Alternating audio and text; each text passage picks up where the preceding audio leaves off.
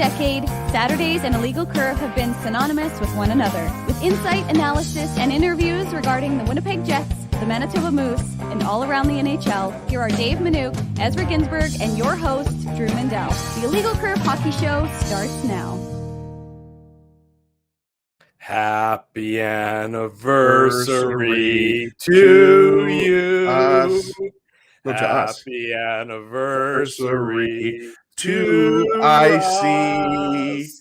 Happy anniversary, dear Illegal Curve, including Drew, Ezra, and Dave. Happy anniversary to us.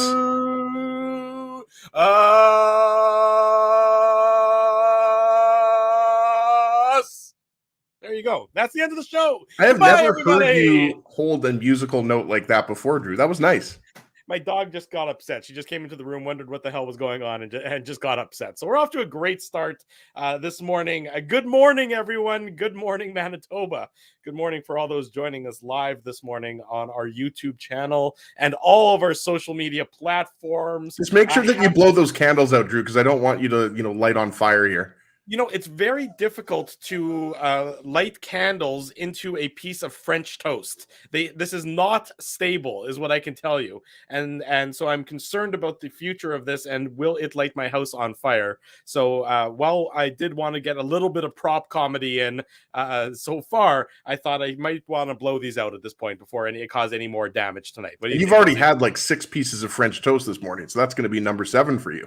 Well, I don't think I'm going to eat it. Like the candle wax is dripping into it.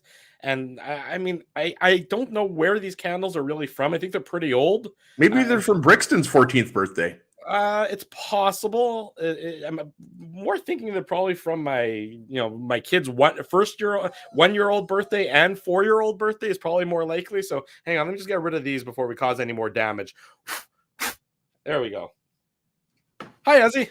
Can you believe it's been 14 years? Like, I was thinking about that. Like, obviously, last year was 13, so it's not like it's that crazy, but it kind of is crazy. Like, when you just think of 2009 is a really long time ago, right? Like, that's before marriages and kids and the Jets being back in Winnipeg. Like, it's pretty crazy, but yeah, it's going to be fun to celebrate today. It is going to be fun to celebrate. We'll have our usual content of Jets talk, as well as our usual content of nonsense, because you wouldn't expect anything different. I hope everyone's had a good week. We haven't seen you in like 6 days. That's like the longest time we've been apart in a really, really long time. So I hope everybody has had a good week so far, that you haven't had too much withdrawal from us, that you've been able to spend some time with your loved ones, or maybe, catch up on some, TV viewing, whatever it might be. Maybe you've just been sitting in anticipation, waiting for the skills competition and the All-Star game. If you are, I suggest that you should seek immediate help. That's not healthy. Because I don't know if you watched it last night, Ezzy. I did. I really wasn't expecting to watch much of it, but my kids sort of were interested for 3.5 minutes, which is longer than I expected them to be. And they said, "What is this? Why am I watching this? This is awful." And we're not going to delve deep into the All-Star skills competition or the All-Star game, because I actually thought, let's get into it for a little bit. Obviously, it's going to be mainly Jets focused here, but if it's in Florida, why not have fun with it? Like, that's my whole thing, right? Like, the All-Star game itself, nobody really watches it, or if you're going to watch it, you're not going to watch the whole thing because the score doesn't really matter. I mean, nobody's really trying that hard, right? There's some nice goals and a few nice saves, but really the skills competition, similar to the NBA, right? We talk about this every year, right? Like, most people want to watch, the dunk competition, the shooting, everything like that.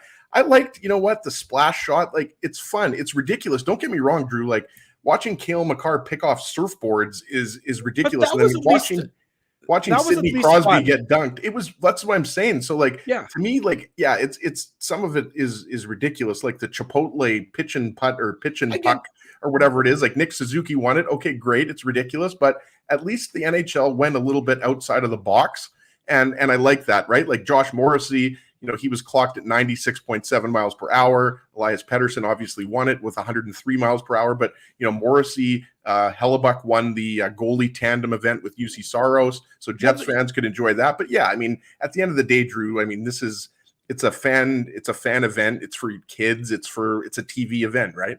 Well, so the events that they did on the beach, the golf one or the surfboard one, those were at least unique and a little bit, outside the box. The ones that were in the arena, like that Tendy tandem, if like you need to have a PhD to understand the rules of that event. Stuart Skinner is throwing pucks the length of the ice. Hellebuck's in net. I assumed they were on the same team, but apparently they weren't on the same team. Hellebuck was on a team with UC Saros, and I don't know where UC Saros was. It was just like, if you need to explain it like really in depth, it's like a joke. If you need to explain the joke, it's not going to be funny. Well, exactly, Drew. And also, why not just go back to the breakaway challenge, right? Like, everybody likes to see the creative moves that happen on breakaways, and you saw that obviously, but like, just keep it that traditional breakaway challenge. I agree with you. The goalie event was a little bit confusing, but for me, fastest skater, accuracy, because it doesn't need. It's nice for Brock Nelson, I thought, because Brock Nelson's, I've always thought, has been like underrated. Former UND standout, right? So he wins the accuracy. Connor McDavid, was shining in that event as well, right? So yeah, some of the events were not the best events. Breaking news. I just got an email from NHL PR. The Truly Hard Seltzer NHL All-Star Beach Festival has been delayed. The next update is going to come at 12:30 p.m. Eastern. So if you were planning on heading to Miami for the Truly Hard Seltzer NHL All-Star Beach Festival, it has been delayed. Please do not panic. There will be a further update to come at 12:30 p.m. Eastern time. I'm not sure if we're going to be covering that live on illegalcurve.com or not, but just so you know, do not panic. That is what's happening right now in South Florida. I don't think we have to worry about that, Drew. The only place we're going is Miami Beach, Manitoba, or maybe South Beach Casino. But yeah, I mean, look, I think it's been a lot of fun, and this is about showcasing hockey to non-traditional audiences, right? That Mitch Marner Miami Vice intro was cringeworthy. I mean, I didn't see that because obviously, the skills competition started at 6, so that's right around when I'm doing daddy duty. So I didn't see that, but I'll take your word for it. I felt bad for Mitch Marner because I mean, I'm sure he's just trying to be a good sport and he's trying to do his part. But just hire some better writers. That's all you got to do, NHL. Hire some better writers. I don't know what intern they dragged out of a closet to come up with this thing. First of all, Miami Vice was literally 35 years ago, I think. So Mitch Marner has probably never seen an episode of Miami Vice. Nobody under the age of 30 has heard of Miami Vice. Nobody has any clue what Miami Vice is. Other things have happened in South Florida since then. Find something that's just a little bit more unique, a little bit more relevant to, like CSI Miami. Sure. Get David Caruso to do the stupid sunglasses thing. I think we have a murder, whatever. It doesn't matter. I promise never to do that again. That's pretty good, by the way, actually. I creep myself out with that. But whatever it might be, fine. Just hire writers. They work for pretty affordable rates. I know you're the NHL and you're cheap as can be, but try and find somebody who can write something a little bit better than any of that, because Mitch Marner doing some sort of weird Miami Vice and then coming in on a breakaway on Roberto Luongo, but not trying. It was just odd. It was odd. It was awkward. It was poorly done. It was and then of course, and I feel sorry for the broadcasters, who are, trying to chuckle along with this as if it's the most wonderfully entertaining thing they've ever seen. It's like watching a bad wrestling segment and the announcers are fake laughing their way through it. It's like, just get on with the actual activities and everyone else will be better off for it. And we hopefully never have to talk about this again, because it was getting a little awkward there for a long time. And it's a long event. Holy moly, it just kept going and going and going and going. It's like, end it. We're done with this. We're ending it. We're ending the segment. We're done talking about the All-Star game. That's enough of that, because any more than that, it makes it unworthy. Ezzy, good morning. Nice to see you. Let's talk about the Winnipeg Jets. 30 games to go in the regular season when they come back next Saturday to face the Chicago Blackhawks. 30 games at that really normal 9 o'clock start time. Totally normal. Totally normal to start a home game at 9 o'clock at night. I like it. I don't have any objection with it. I think it's going to be a bit of a rowdy crowd, I would hope. And aren't you out of town for that game? Yeah, yes, but I still. That's why you like it, Drew.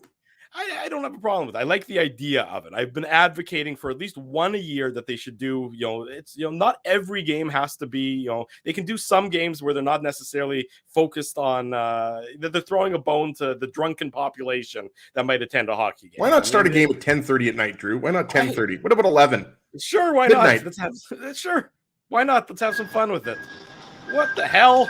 Where's this guy coming in from? This wasn't part of the show plan. There was a show plan? I didn't know. Is there? I don't know. I've been wondering where the hell you've been for the last 12 minutes. Where in the world is Dave Minuk? He's somewhere, all right. He's somewhere where he can be walking outside. Let's put it that way. What time is it where you are, Mr. Minuk? 7 o'clock in the morning. 7 a.m. Dave is venturing out bright and early in some warmer climate, clearly, all to join us here on the 14th anniversary show. Dave, you missed an intro for the decades that we're not going to recreate. You can watch it on the replay, but sure. Nice of you to be able to join us this morning anyways. Yeah, the birds are chirping. The sun is bright, but happy to be able to join the boys for a 14th anniversary show. Now, are you joining us for the next hour and 47 minutes, or are you joining us for like the next 47 seconds, just so we can? This is more of a 5-10 minute pop on. Okay, just a quick hello. Nice to see you, gracing us with your presence. I'm pulling a Kenny Weeb walking through Denver sort of thing, doing the show kind of thing. It's quite the virtual background that you have, Dave. Yeah, it's actually cool. It's one of those virtual backgrounds that allows you to move, so it gives the appearance that I'm walking. So are we gonna reveal your secret location right now, or are we gonna keep it a mystery? I think it'll become apparent when somebody hands out one of those cards to Dave as he's walking down the strip.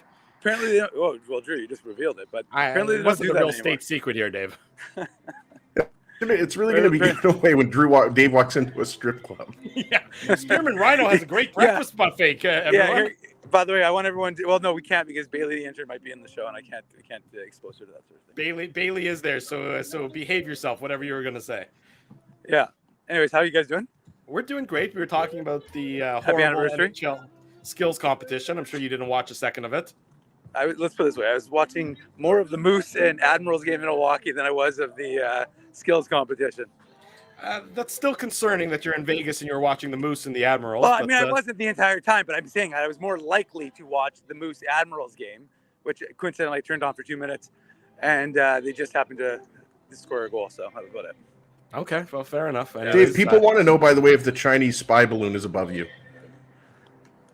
Well, I am in the Conrad, which I believe is an Asian-themed hotel, so it's possible that it is. I don't know. It was actually over Western Kentucky last night, over Paducah, Kentucky, is my understanding, and of course, my close ties to Kentucky make it so that I'm aware of these sort of things. But yes, that's apparently where the balloon was, and that there's a second balloon somewhere over Latin America as well.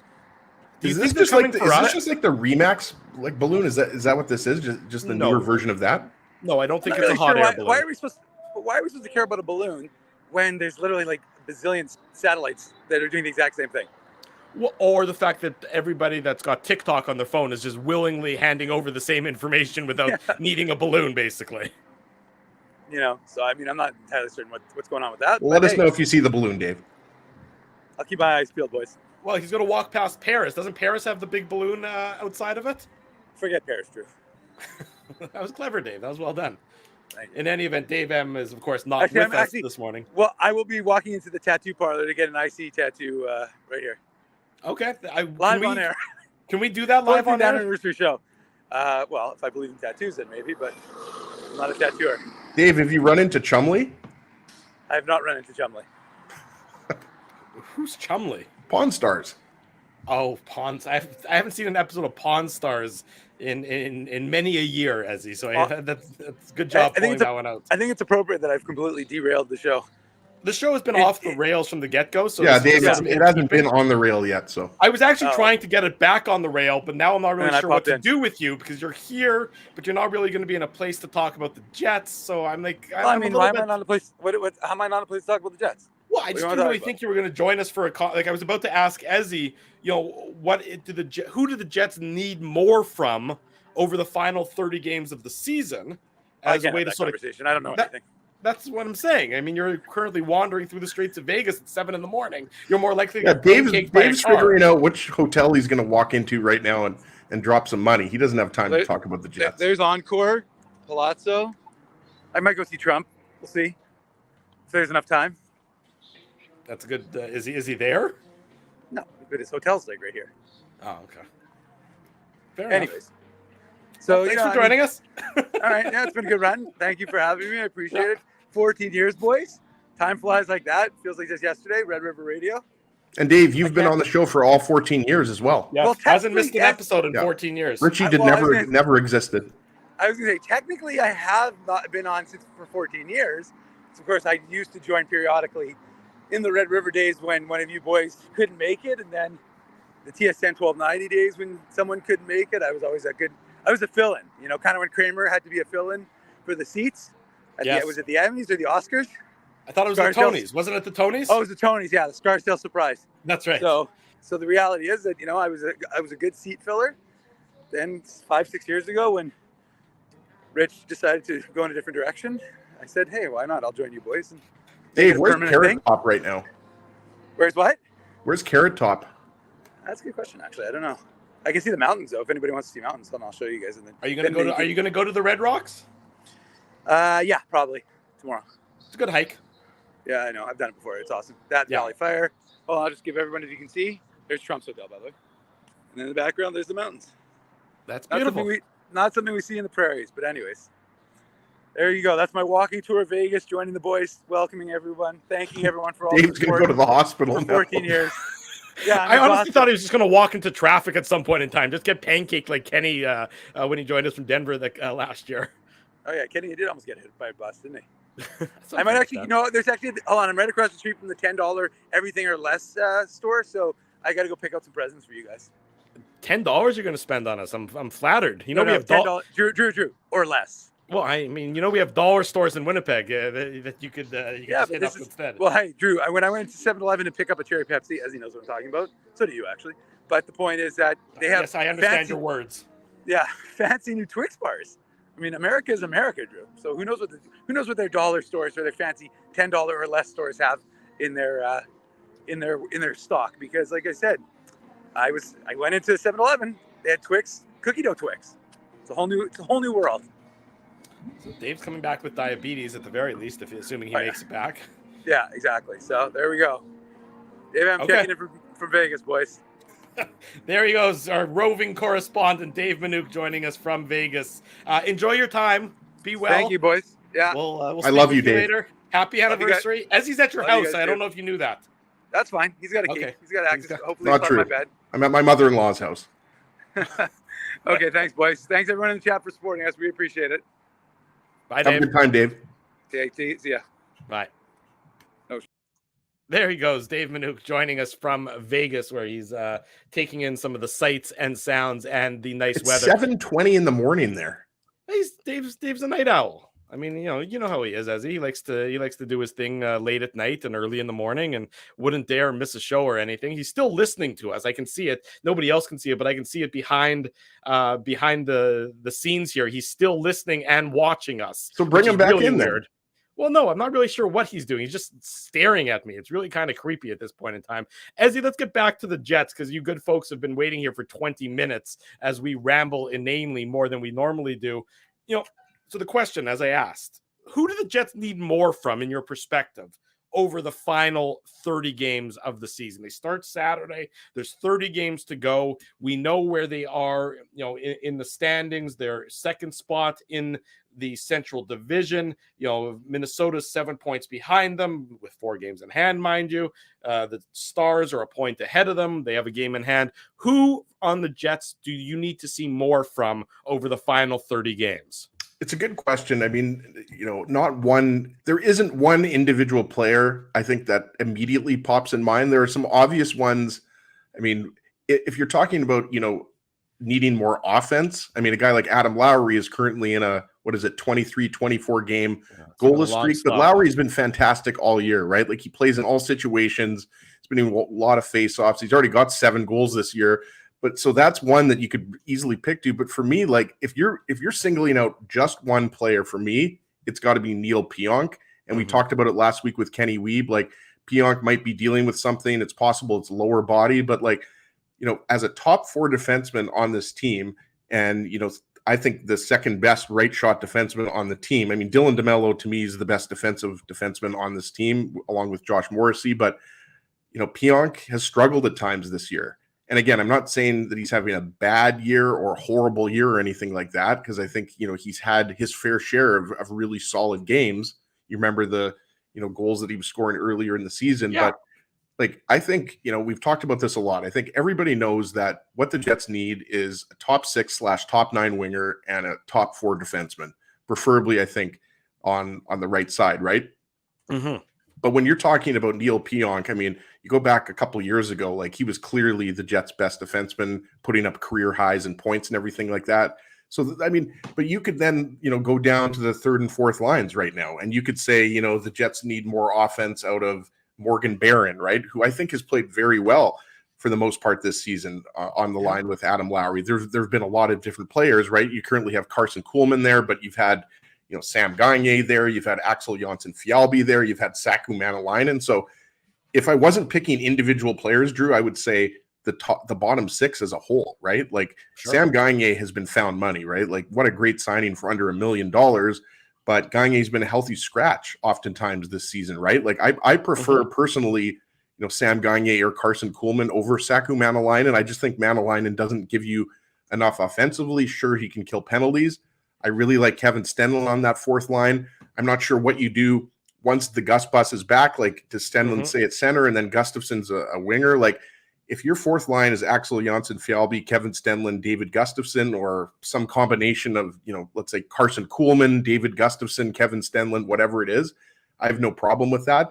But I think right now there's clearly a hole on the right wing. Timo Meier is a guy that we're now hearing the New Jersey Devils, the New York Rangers are after him. I just think that the price might be a little bit too high for Timo Meier, regardless of what happens with that big contract, right? Because you have to qualify him at $10 million. But I would have no problem, with the Jets acquiring, whether it's a Jonathan Taves. I've mentioned Sean Monahan before. Sure. But a big shutdown defenseman is just as important for me as a top 6 or top 9 forward. But getting back to what you said, yeah. So hang on. You mentioned it. So does that mean you think the Jets should be more heavily involved in the Gavrikov? Be more interested in him out of Columbus. He's a guy that there were, that the Jets were maybe, I don't want to say linked to, but maybe interested in last year at the trade deadline, if you remember. And I mean, this is a guy who's not going to bring much on the offensive side of things. He's a defensive defenseman first and foremost. But do you think that maybe that he's a guy that the Jets are would be kicking the tire? I mean, kicking the tires is such a meaningless phrase, and I apologize for using it because every team is always kicking the tires. Yeah, but every team is kicking the tires on all the players. I mean, for the most part. But do you think there's maybe the Jets would have more heightened interest in him, or have a more legitimate interest than just a passing fancy in him? Yeah, I do, Drew. But you hear from Daily Faceoff, Frank Saravalli, you hear that the Leafs are very interested in Gavrikov. You hear that the Oilers are very interested in Gavrikov. Jacob Chikrin is another guy whose name is out there, but I don't know, if the asking price is a first-round pick, which for the Jets will obviously not be a high pick, but if it's a first-round pick and it's, let's say, Ville Heinola and plus another player, would you give that up for Jacob Chikrin? I don't know for if Chikrin, the Jets... because he's got some term, I might. For a guy who's got some term, yes. I mean, for a guy, look, you can look past actions often is an indicator of what future action is going to be. Look what the Jets gave up for Paul Stastny. That's, look at Paul Stastny back in the day. So it was a first round pick that was turned out to be in the 20s, late 20s, because the Jets went on the run. And it was Eric Foley. And Eric Foley was a prospect, but I don't think he was at the top of anyone's list as a top prospect for the Jets at that point in time. So it looks like if Kevin Cheveldayoff is interested in trading a first round pick, it's not necessarily, for a rental, it's not going to be a first and a prospect for a rental. It's going to be first and a B plus, C+ prospect for a rental. Right. And our friends at Daily Faceoff, what they said was that the asking price for Gavrikov would be similar for David Savard. So you'd be talking about something like a first round draft pick and a third round draft pick, right? Or like you said, Drew, you'd be talking about a first round pick and a B or C prospect, right? So the asking price for Gavrikov would be a lot lower than the asking price for a guy like Jacob Chychrun. Could the Jets, swing, for the fences and go after a Matthias Ekholm? The only problem is the Predators are, still on the bubble for a playoff spot. Like, I think it's going to be really tough for them to make it. But I have no idea. I have no idea if Ekholm is even an option, right? You just hear rumors. It's all speculation, right? So Ekholm, Gavrikov. I mean, Luke Schenn is a guy to me that, at best, he's a third pairing defenseman. He's like a number 6, number 7 defenseman. All due respect to Luke Schenn, right? He's had a good career. He's a big physical defenseman. But I just don't know if that moves the needle. Like, you have to look at this like, you're going to be competing with other teams for these players, like you said earlier, right? So you're talking about the Vegas Golden Knights, you're talking about the Dallas Stars, the Colorado Avalanche, the top teams in the Western Conference. We mentioned the Oilers, who have been playing very well lately. I believe they're either third in the division or in a wild card spot right now, but they're clearly right. So, I mean, the Oilers are going to be buyers, right? Like when you have McDavid and Draisaitl, the way they're playing this year, and they're getting goaltending from, whether or not Stu Skinner's going to do it, and Jack Campbell are going to do it in the playoffs. They're getting goaltending. I mean, the Oilers are 3 points behind behind Seattle and Los Angeles, but they have 3 games in hand on the Kings. So they're right in the thick of the top of the Pacific Division. And we all know what they need. I mean, they need defensemen, right? They need a top 4 defenseman. So Chychrun's name is out there. Gavrikov's name is out there. I mean, we all know the names that are on the trade bait board, right? So, but going back to your question, Drew, I mean, like, there have been some obviously, career years for the Jets this year, and they've had trouble scoring goals this year. So, I mean, like, Blake Wheeler can be providing more offense, right? Like, you could be getting, Pierre-Luc Dubois' goal scoring has dried up a little bit, not that much, but just a little bit, right? So you need more goal scoring. And obviously, Cole Perfetti is playing his best hockey of the year, and he was dealing with a little bit of a slump there, right? So I there isn't one or two obvious guys that stand out, because the team, this stretch, this last 8 or 9 games, I mean, look at it. You can even go back, I put this on Twitter. The first 32 games of the season, they were something like 21-10 and 1, 21-10 and 1, and then their last 21, they've been 1 game over 500, something like 11 and 10, 11 and 9, something like that. 11, 9 and 1, I believe, right? So that's just barely above 500. So, a quarter of the season here, the Jets have been just treading water, right? Like, maintaining second in the Central. We've talked about it, right? The Avalanche are 6 points back with 3 games in hand. Like, it wasn't too long ago the Avalanche were like 13 or 14 points behind the Jets. So 8 points back now with 4 games in hand. But your point is well taken on that one. Yeah, I mean, the Avalanche, I wouldn't be surprised if the Avalanche win the Central Division. Would you, Drew? No, not in the least bit. Everyone's been waiting for that push. And no, to expect them to not break into that top 3 or not to continue pushing would be a little surprising. Of course, if Cale Makar keeps wiping out as he's participating in fastest skater competitions, that every Avalanche fan and the entire team sort of held their breath when that happened. Let's head to break, Ezzy. When we come back, Mike McIntyre of the Winnipeg Free Press is going to join us. 14th anniversary show of Illegal Curve. Don't go anywhere. We're live on this Saturday morning. Keeping Winnipeg laughing for over 30 years. Rumors, Canada's longest-running comedy club, bringing you the biggest laughs from the best comedians on the planet. Jerry Seinfeld, Chris Rock, Jon Stewart, Dennis Miller, Brad Garrett, the greats, and all the up-and-comers too. When was the last time you laughed out loud? Make it a great night out with friends, or book your office or birthday party. Even a fundraising event at Rumors. Get all the details and dates on upcoming shows at rumorscomedyclub.com. Hi, Ez. A strange question for you. But why are you lying on the ground being crushed by a piano? Well, Drew, I definitely tried to carry this baby grand piano down the stairs by myself, and somehow I failed miserably. Right. Yeah. Sorry, that was a silly question on my part. My apologies. Would you like me to call Rolly's Transfer Moving and Storage to help you move the piano? They are the most experienced piano moving company in Winnipeg, after all. Yes, please call Rolly's and hurry. This piano is very, very heavy. Rolly's Transfer Moving and Storage offers stress-free residential moving services while taking great care of your personal belongings, including your piano. At Rolly's, no job is too big or too small. For more information, visit Rolly's.com. Hi, it's Drew from Illegal Curve here. Selling your home can be stressful, but it wasn't for me. Thanks to my friends at Zappia Group Realty, they made the process so easy. My home sold within 48 hours and with multiple offers. Zappia Group Realty took care of everything with their exquisite customer service and attention to detail. If you want to sell your home for more in less time, get started by talking to Frank and Mauro Zappia of Zappia Group Realty. Online at zappiagroup.com. Hey, Drew. Ezzy, whoa, what a smile! Yeah, I got my crowns done at Linden Market Dental Center, and they whitened my teeth. I see. They're so bright that every time I smile, they go, We have hockey tonight. Do you have a mouth guard to protect those pearly whites? I sure do. Whoa, they even ting through the mouth guard. Linden Market Dental Center covers all your dental needs, from restorative to cosmetic dentistry, and will fit you with a sports guard for that active lifestyle. 877 Waverly. See lindenmarketdental.com. So you're a pizza person, you married a wing person, but somehow your kids are salad people.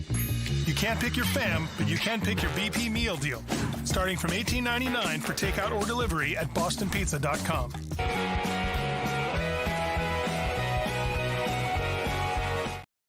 Bottom of the hour, we welcome to the program our good friend from the Winnipeg Free Press, Mike McIntyre, joins us on the show celebrating 14 years. We are here on Illegal Curve. Mike, Gary Bettman just celebrated 30 years, and you called for the end of his tenure. What are you going to do to us for celebrating 14 years? Well, it means you guys got 16 more years. God help us all. Yeah, so I've got that column in the back pocket, which I guess 2039, I guess. All right, calling for the end of illegal. Guys, I must have missed the memo though. I'm a little worried. Are we not missing someone here today? He went away for our anniversary. He decided to leave. Gotcha. So he's enjoying some sunnier weather. Well, he did join us. He joined us as he was walking into a local shop on the Strip in Vegas about very nice 20 minutes ago. So he's with us in spirit, if he's not with us in physical presence. I assumed he just found like a fire pit somewhere that he was going to go hang around. You know, guys, I was looking what the traditional 14th anniversary gift is, and it's a little controversial. I don't know if you know this, but ivory was traditionally the 14th wedding anniversary gift. Now, of course, ivory, there's a lot of bad connotations with that. So apparently, instead of ivory now, just elephants, or at least the premise of an elephant has become the traditional 14th gift. So I don't have an elephant for you, but I'm happy to talk about the elephant in the room if very nice. If there is one. I have the White Stripes album elephant, Mike. Oh, well, I guess I could have got you that. You probably have it already though, Ezzy. I know you're a big fan. I am, but yeah, it's funny that there actually is, like, you can actually Google that, and there's something that you're supposed to get your significant other for 14, right? Because it's obviously like it's pretty meaningless. It's not a multiple of 5, which is the next one is the big one. But yeah, we'll take a stuffed elephant or something like that. I was hoping like newsprint or something would have been and then I could have just got you a copy of the Free Press, but no such luck. I already got my copy of the Free Press upstairs. You don't need to, and I'm not even going to re-gift it. I'm going to read it, and then I'm going to reuse it, so that you don't need to worry about that. Are you going to use it like to line an animal's cage, or no? Oh. We are going to read it thoroughly, like we do every Saturday morning. My wife and I subscribe to the Free Press every Saturday, and of course read it online during the week. And then oftentimes what we will, I mean, I'm not going to say it's not going to meet an untimely end, but it might meet an untimely end in our fire pit later on this summer when we need a little bit of extra kindling to get the blaze going. But we will read it top to bottom first, and we will do. And when it does meet the fire pit, we'll do so with sorrow in our heart, undoubtedly. And expect a Dave Minuk Twitter picture, I'm sure. Naturally, I mean, we have the dog that he can borrow, and he brings sushi over on his own. So yes, exactly. As long as there's a fire pick, a dog pick, and a Dave pick, and a sushi pick, we're all good. Mike obviously brought you on to talk not about our usual nonsense, but about the Winnipeg Jets and about some of your recent columns. And I asked Ezzy this question before we brought you on. 30 games to go, 30 regular season games to go. And there's been all the talk about Neil Pionk and his struggles over the last little while. From your perspective, if there was one player, maybe it is Neil Pionk, if there's one player that the Jets need more from over the final 30 games, who is that one player? Yeah, I mean, I think it's funny. We talk about Neil Pionk. If you talk about more from him, like the guy's already set a career high for goals. And, he did that basically at the midway point of the season. But of course, there's a lot more to playing defense than scoring goals, although the Jets have done that, almost better than any team. Rick Bowness made offense from the defense a priority, and they sure have. And that's been, a big part of what the Jets have done this year is the way they've integrated their defensemen. And to a degree, Neil Pionk, we obviously deservedly so talk about Josh Morrissey, but Neil Pionk, he's added some offense from the blue line. The problem is his play in his own end has really struggled at times. And I think in a year where we would probably all agree that the Jets have cleaned up their act in a lot of ways compared to, say, a year ago, and certain players that maybe struggled at times last year, Brendan Dillon, for example, I think he's been a lot better in his own end. Even Josh Morrissey has been better in his own end, clearly. But Neil Pionk has really struggled with his puck management and some of the decisions he's made. And, it's led to speculation he's injured. For what it's worth, and I say this, take it with a grain of salt. He says he's okay. I don't really believe that, but obviously the coaching staff, if he is battling an injury, they don't believe it's one that prevents him from being in the lineup. But it is telling that, just before the break, I actually asked Rick Bowness about Neil Pionk's play, and he didn't exactly give the defenseman a ringing endorsement. He admitted they need a lot more. And it's funny, guys, I go back to when we sat down about a month ago with Kevin Cheveldayoff in Buffalo for his kind of mid-season chit chat. And, he talked about how we have a lot of players on this team having career years or near career years. And then he said, but we do have some that, we need more from. And of course, Kevin Cheveldayoff wasn't naming names, but when I left that chat, I thought, well, he's talking about Neil Pionk. So for sure, I mean, I know there's a lot of people would just like to see Neil Pionk as a trade chip going the other way. I don't know if Kevin Cheveldayoff is wanting to delete from this roster. I think if he wants to reward this roster for its good play, he's looking to make ads without making deletions. But then again, if there's some money issues that have to be managed, I mean, I guess never say never. It's just, I wouldn't hold my breath expecting Neil Pionk to be shipped out of town anytime soon. But what the Jets do need, agreed, is more from Neil Pionk.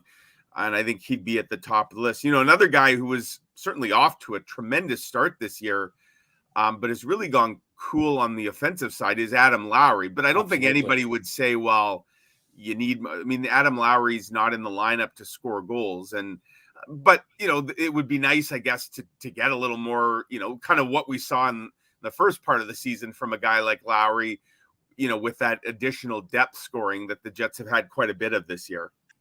And, to further to your point, those are both the guys I mentioned, by the way, Mike. So, brilliant minds think alike, as you know, right? But the one thing be very, very afraid, Mike. That's the flip side to that. Be very, very afraid. But when you're talking about Lowry, Mike, and you may disagree with this, but like he seemed like the way he plays, right? We know Rick Bowness's system is much more up tempo, much more demanding on the players. Like he seemed like a guy to me, especially the last couple of weeks leading up into this break.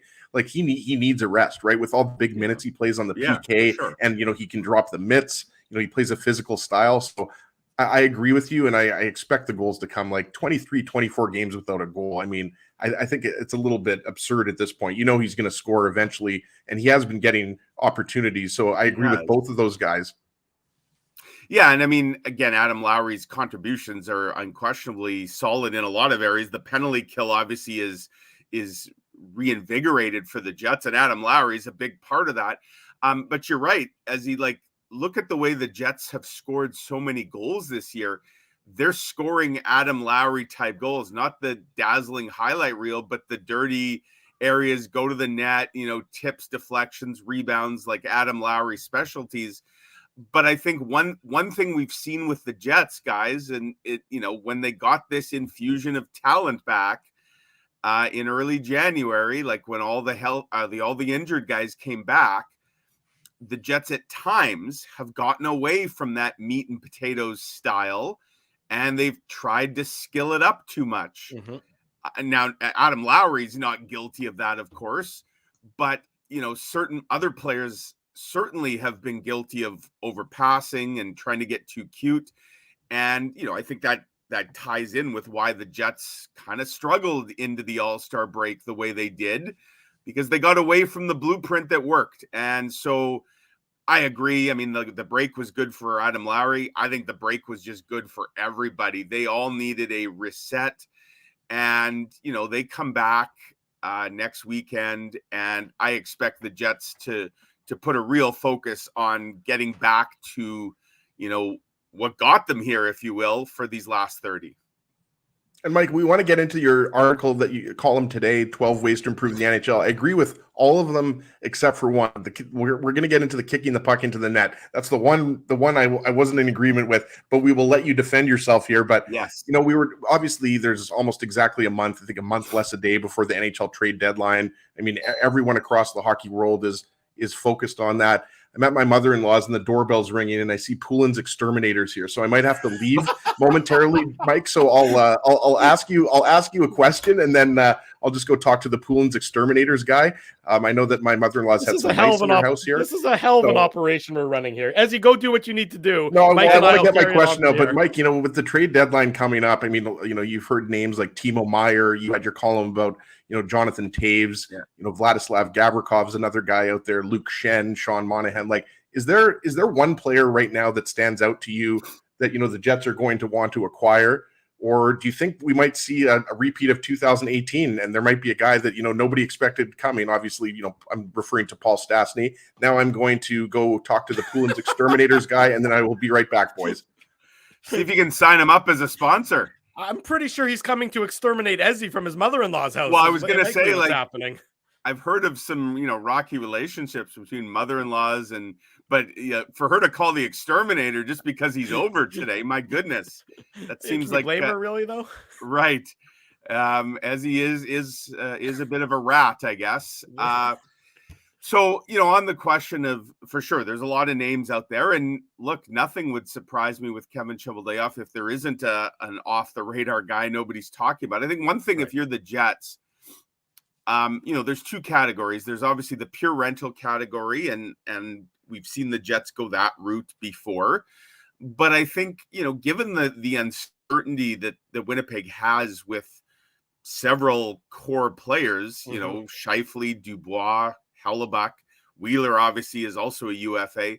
I mean, if they could find, and this is why a guy like Meier is so intriguing, right? If they could add a guy who helps immediately, but also that they could lock up or get under contract long term, almost as an insurance policy against maybe losing one of those other guys, I think that becomes a really intriguing move as well. I guess I just don't know are they doing that move by the trade deadline? Is that something more for the summer when they get maybe a little more clarity? And again, these are questions I don't know the answers to. I can't tell you today that the Jets have any clarity on what's going to happen with Dubois, Scheifele, and or Hellebuck. I'm sure they'd love some direction from those guys, because at least by the summer, they're really going to have to make some decisions based on what is or isn't happening with those guys. But yeah, I mean, I've seen a few other names thrown out there. Max Domi's an interesting name. He's a guy the Jets have long Kevin Cheveldayoff has long liked Max Domi. Allegedly they were going to be drafting him until they got swooped by, who was it? I guess it was Arizona, right? Back. It was. He's bounced around a bunch since then, but he was supposed to go to the Jets if Arizona didn't take him. Morrissey's worked out quite nicely, I'd say, though, boys. Yeah, he has. Now, I mean, Max Domi's interesting because I can't imagine the acquisition cost would be massive. And if he's a guy they like, he's also leading the Blackhawks in scoring, which is interesting. I mean, somebody's got to. But they do have Taves and Kane, He's having a better season than Patrick Kane, who's not having a great year. And the acquisition cost on a guy like that, I expect, is going to be a lot higher. Tays is interesting to me because there's talk, as I wrote a few weeks ago, that he could be had for as little as like a 3rd round draft pick. It's the money. Sure. And again, there's not a whole lot of teams that can fit his cap hit without roster surgery. The Jets would be one of them. And then there's, the hometown connection is a nice angle, but I think there's a lot more to it. We talk about things the Jets could be better at. And I know there's debate about the importance or not of faceoffs. All I can say is Rick Bowness, he thinks faceoffs are important, and his team gets slaughtered in the dot on a regular basis. Right. So, I mean, the face-off debate, Mike, I mean, and both, I don't think either side is wrong per se, but they're just looking at it through different lenses. Right. Looking at it from a micro perspective, as in we need to win this specific face-off. Yes. If you're up a goal with 12 seconds to go and the face-offs in your own zone, then face-offs are important. On the macro sense of it, but over the entirety of the year, it's not a big deal one way or the other. Over the course of the year, it's not something you necessarily need to put a premium on. No. In free agency at the beginning of the season, but it's something that you might want to acquire as long as the guy can also play for those key moments towards the end of a game when you're in a playoff stretch drive or you're in an actual playoff game. And the problem for the Jets right now is they just don't have anybody you can reliably throw. I mean, Kevin Stenlund is their best face-off man, and he's like at, 52, 53%, and that's in a smaller body of work. Adam Lowry of the regulars, the Dubois and Scheifele, like Lowry, and he's basically a coin flip, like he's right around 50%. Jonathan Tays is what, 64, 60? Yeah. Like he's winning 2/3 of his draws. So you're right. You don't pay a premium for that, but a 3rd round, a 2nd round draft pick, that's not a premium for a guy that's won multiple Stanley Cups. Still, I think has some game in him. He wouldn't be coming here to play in your top 6, but I think he could be a nice piece to put in your bottom 6 that, could also kill penalties, could maybe on the second power play unit, and like you say, win some faceoffs. And he would also be insurance, guys. Let's not forget, there was a stretch this year where the Jets were using the likes of Carson Kuhlman, Axel Janssen-Fjällby, Christian Reichel, Morgan Barron, Michael Asamont, like all those guys were playing in the top 6. I don't think if you're planning on a long playoff run, right, as nice as those guys filled in, you'd like to have better options should you need them. You hope you don't need them, but if you do, it's not the worst thing to be prepared. So Tays is intriguing to me, but for sure, I mean, I'm all for Kevin Cheveldayoff taking a mighty cut at the plate and trying to land a Meyer. I think the cost would be significant, and the Horvat trade probably sets the table a little bit. That's exactly what I was thinking, Mike. That, I mean, Timo Meyer and Horvat aren't, different positions, different contract situations. But I think you're right. What the Canucks got for Horvat would be similar to what, the Devils or the Rangers or the Jets would have to give up for Meyer. Well, so let me ask that question to you, Mike. Is that from your perspective, looking at the Jets situation, looking at where they are in the standings, look at the contracts that are on the books, and right, a little bit about what they have in the cupboard and what what they have that would be coming to them based on draft picks? How much is too much for the Jets to be giving up at this point in time? Ezzy and I were talking about it. Stasny, when you go back to that acquisition, it was a 1st round pick that turned out to be a very late 1st round pick. Yeah. And Eric Foley, who was not an A prospect from my if I recall correctly. So, how much is too much for the Jets to give up in acquiring a player at this deadline? Well, I'm a believer, guys, that really no price is too high, because I think the Jets should be doing everything possible to go all in. This is the year. It's the year for a couple of reasons, because as I mentioned, you have no idea we don't have any idea anyways what is going to happen with Hellebuck, Dubois, and Scheifele. If Mm-hmm. all three of those guys indicate that they're not willing to sign extensions, long-term extensions, and I assume the Jets would like to sign those guys, then to me, you got to move them next summer. You don't go into next season now with them now being able to walk right into free agency. And then I guess you could use them as a trade deadline chip next year. But to me, that's not a sound strategy. And I think, you'd move them to a team that could have them at least for a full year. And so you get a little bit more back from them. And then maybe that team, who, depending on the situation, maybe they sign them and then you get a lot more back from them. So for the reason that you have no idea what's going to happen beyond this season, you have to live in the moment in a way here. The other big reason, and the bigger reason to me, is the West is just wide open. It is there for the taking. There is no dominant team. The Jets are right there with the likes of Dallas and Seattle. And who would have predicted that would be the top three at the All-Star break in terms of win percentage? But that's the case. Colorado, they still scare me, and they look like they're starting to get their act together. Mm-hmm. So Vegas loses Mark Stone indefinitely, this week, which I guess may free up some money now for them to do something, but still, they don't look like their usual dominant selves. I guess I would say Colorado might still prove to be a dominant team in the West.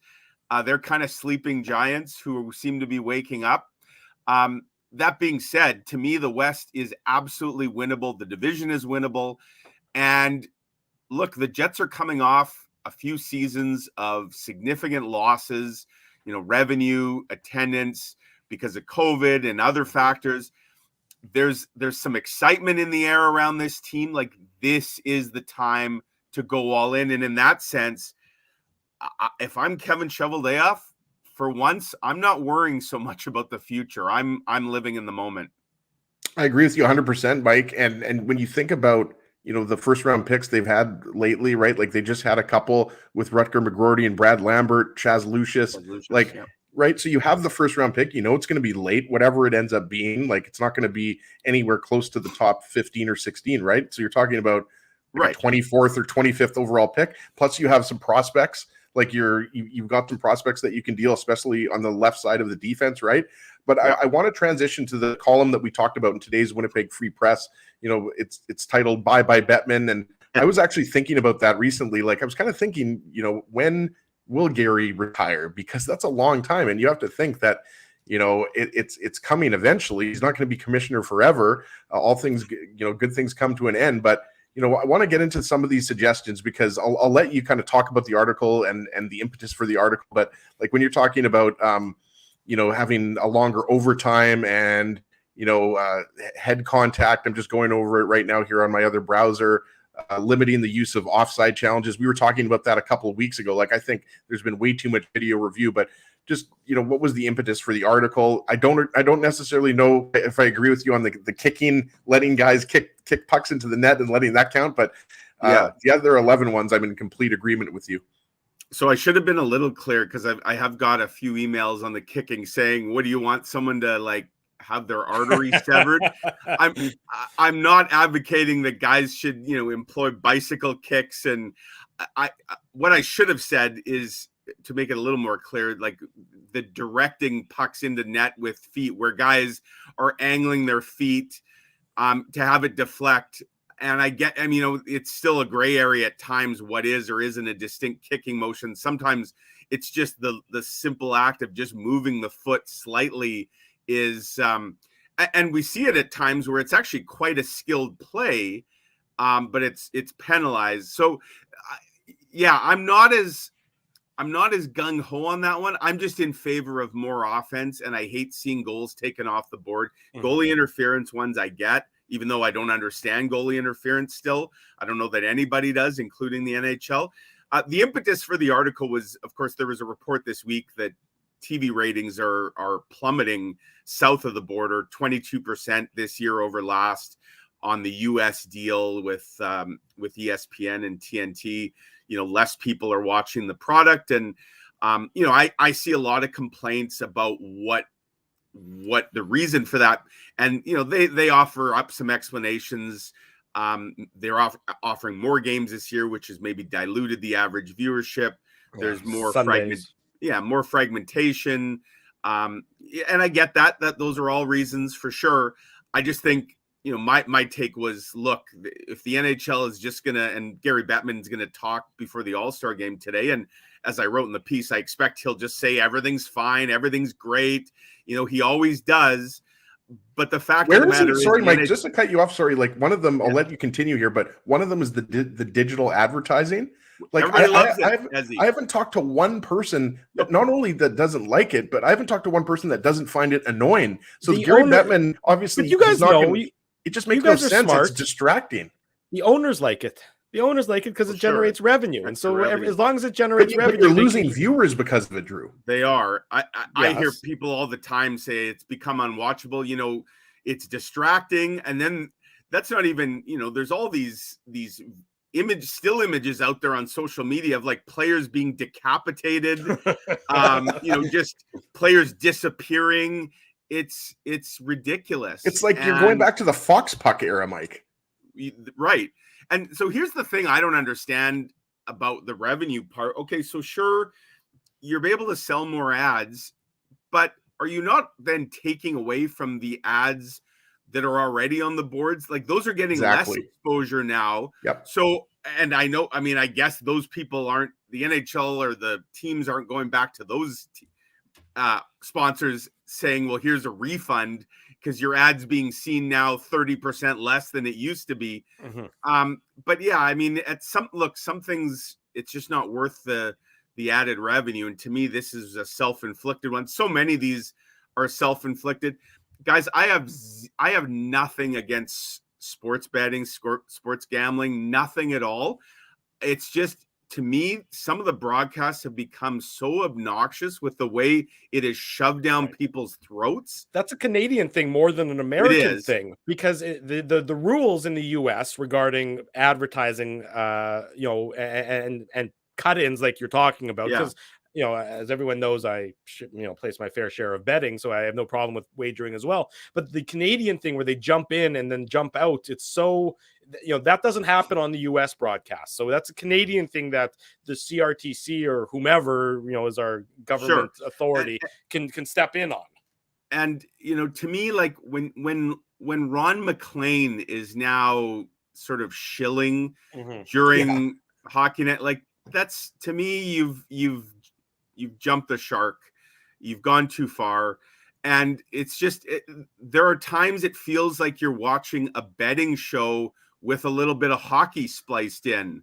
Well, it's because it's inauthentic is my big complaint with it. For sure. It is, and not that, we need to toot our own horn here, but I'll do it because Spency's our boy. He says that we, because we have a gambling sponsor. Betway is a sponsor of our show, and we appreciate it. But we're not, when Betway came aboard, we didn't change our format. We didn't all of a sudden take a sharp left turn and become gambling centric and hockey secondary, whereas the broadcasts have done that, and they've made it so shamelessly that they can't even do it where it feels natural or it feels legitimate. It's just, like you said, I don't disagree with your point there. It's just that there's just such an inauthenticity to how they do it that it makes it obnoxious. Yeah, maybe they eventually rein it in. It's still in a way a bit of a shiny new toy that they're playing with, I guess. And I got to think they're hearing feedback. I'm certainly hearing it. You see it on social media. They can't be immune to it. So maybe they rein it in a bit. But yeah, to me, the headshot one, guys, I just, and I've seen Alan Walsh and other agents advocate for it. Like, remove the gray area. You drill a guy in the head. I don't care if it was intentional or not.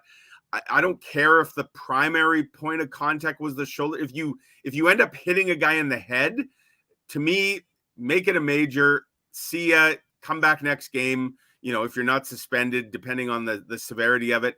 Like, just, you got to make guys more aware of where they're hitting, and it's like the targeting rule in college football. I'm not sure if you're a college football guy, Mike, but in college football, if they think that there's a play where it's targeting, basically where anyone's using their helmet primarily or using any other part of the body to hit their opponent in their head, they stop the game, they review it, and then they can kick the guy out of the game. And then what happens is it takes a while, and there's some ugliness to get through, to that point, get it wading through the muck, but eventually players learn that you can't target the head, and that's and we're seeing that it's happening at various lower levels of hockey, and I think for a good reason. You have to almost retrain a whole generation of players who've been so accustomed to one thing.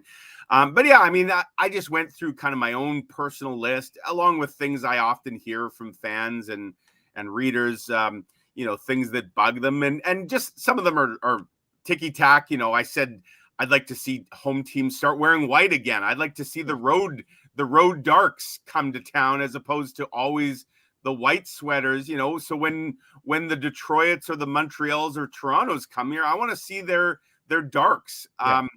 And for the younger viewers, Mike, that used to be the case. I forget what the year was, like if it was the early 2000s or the late 90s. I forget exactly, but that used to be the case, that the home team would wear white. Right around the midway. The AHL flips. The AHL flips now. I mean, there's no reason why the NHL can't also flip. It's not like it's a difficult.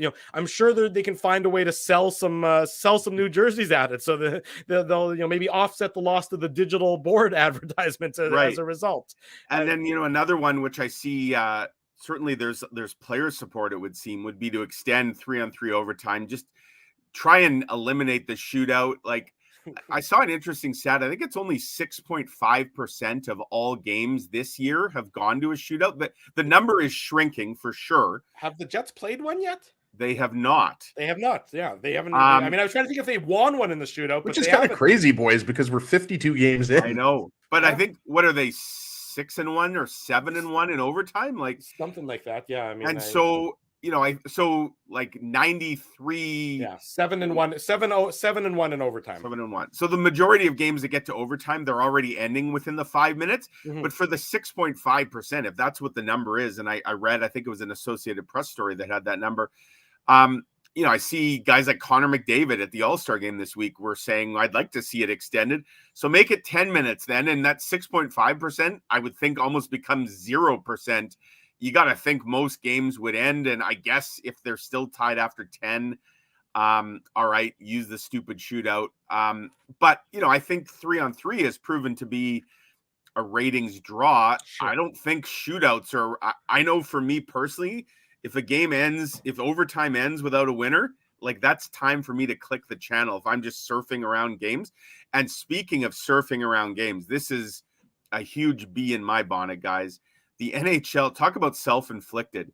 They'll have nights where there's like 6 or 7 games and they all start at the same time.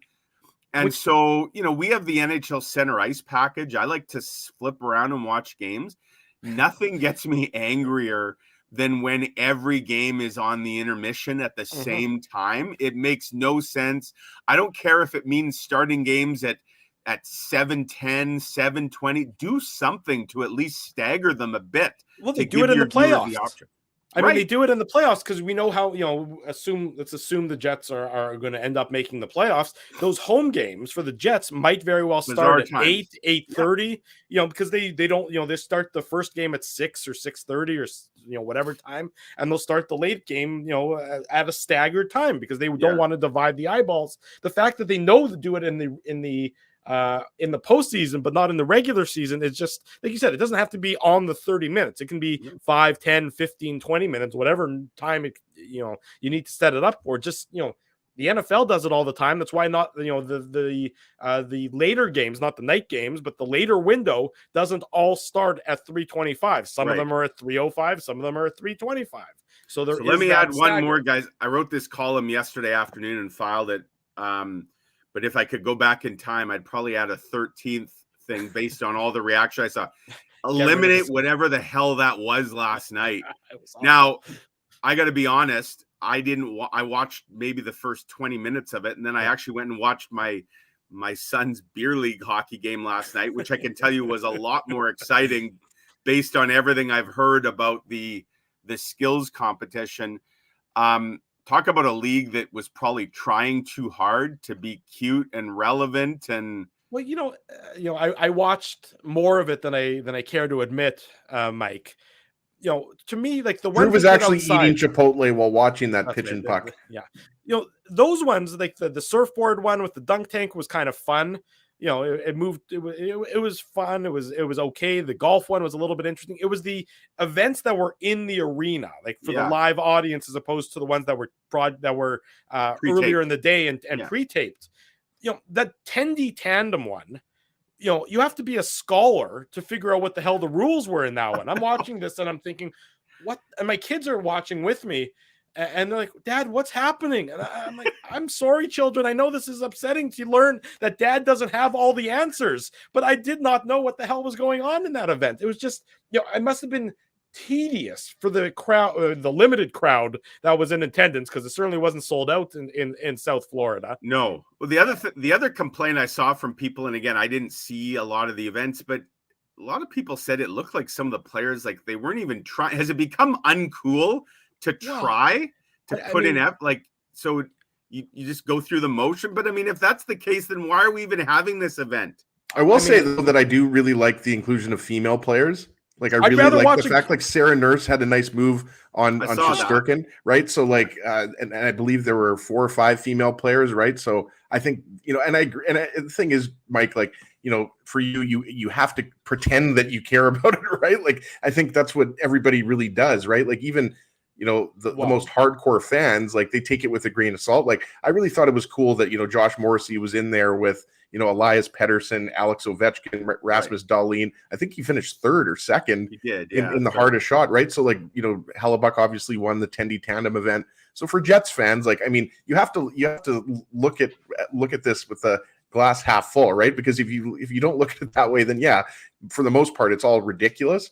One thing I know, Mike, we got to let you go here pretty soon, but one other thing in this article that I really liked, I mean, I liked the article as a whole, but one, and the thing too I wanted to mention was a lot of these are so common sense, right? Like you mentioned, like most people watching us, like these ideas, they aren't like you think about them and extending over time. Like it makes so much sense. Reinventing the wheel. No, exactly. Well, so you hope that the NHL, over the next several years, you hope that some of these, actually do take place, because you mentioned the players, Connor McDavid, they favor a 10-minute 3-on-3 overtime as opposed to the shootout. And if you only have 6% of games going to a shootout, like it's time to, get rid of it essentially. But the one thing I wanted to mention just quickly is I really like the idea of having the officials speak after games, because this is something, that you've heard about, but for the accountability and the transparency, Mike, like that's something that, especially this year, it seems like the officiating has been kind of at an all-time low this year. And, we've seen a lot of questionable calls in Jets games, but it seems like this is something that if it's not, officials speaking to the media, there has to be something more done to hold officials accountable after games. For sure. And again, we go back to the rise of gambling and sports betting. And, if the NHL wants to be taken seriously as a property that you can, wager with some confidence on, I think they have major steps that need to be taken to improve things like transparency and accountability, which are not there right now. And I'm not saying, guys, that a referee, should be put up at the podium and have like 15 reporters in the rink just firing hardballs at him.